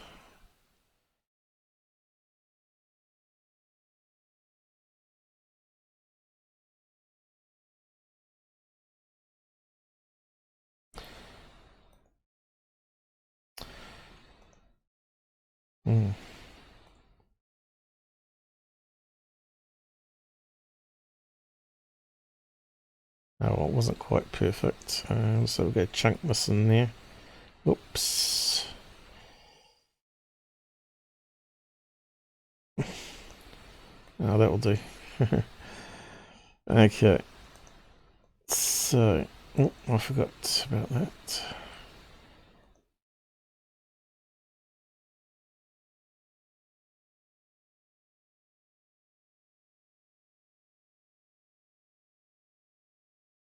So the angle matches up.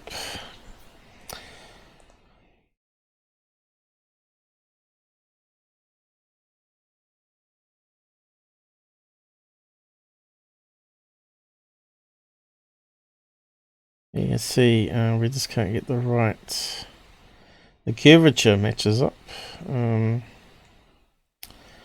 have to scale it down a bit more.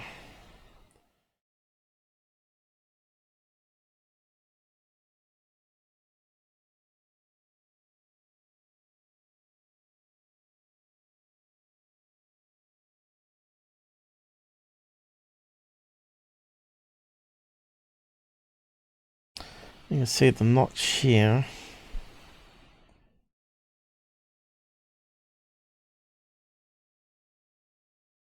We'd have to match up there.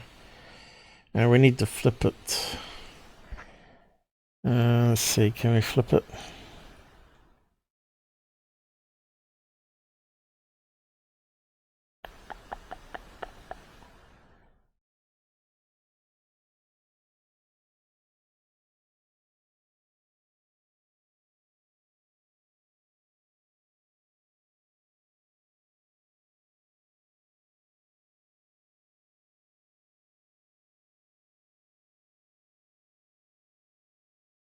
Yeah, I just can't get it right.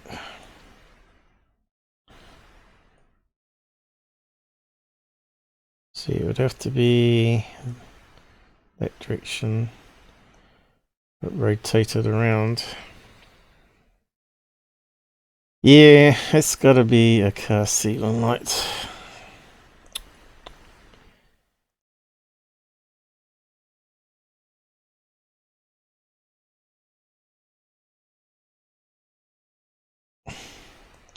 Busted again.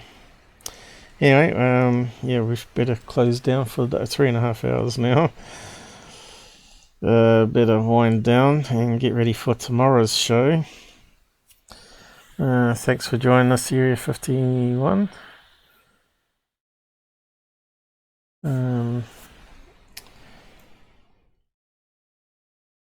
See, I don't have to do this anymore. You guys can debunk it all. Yeah, but yeah, we certainly got more critical minds than most of them out there, right? So I'll just wind down now and catch you again tomorrow, hopefully. Is it running? Yep. What can I hear? There you go. Good night. Thanks for coming and helping out.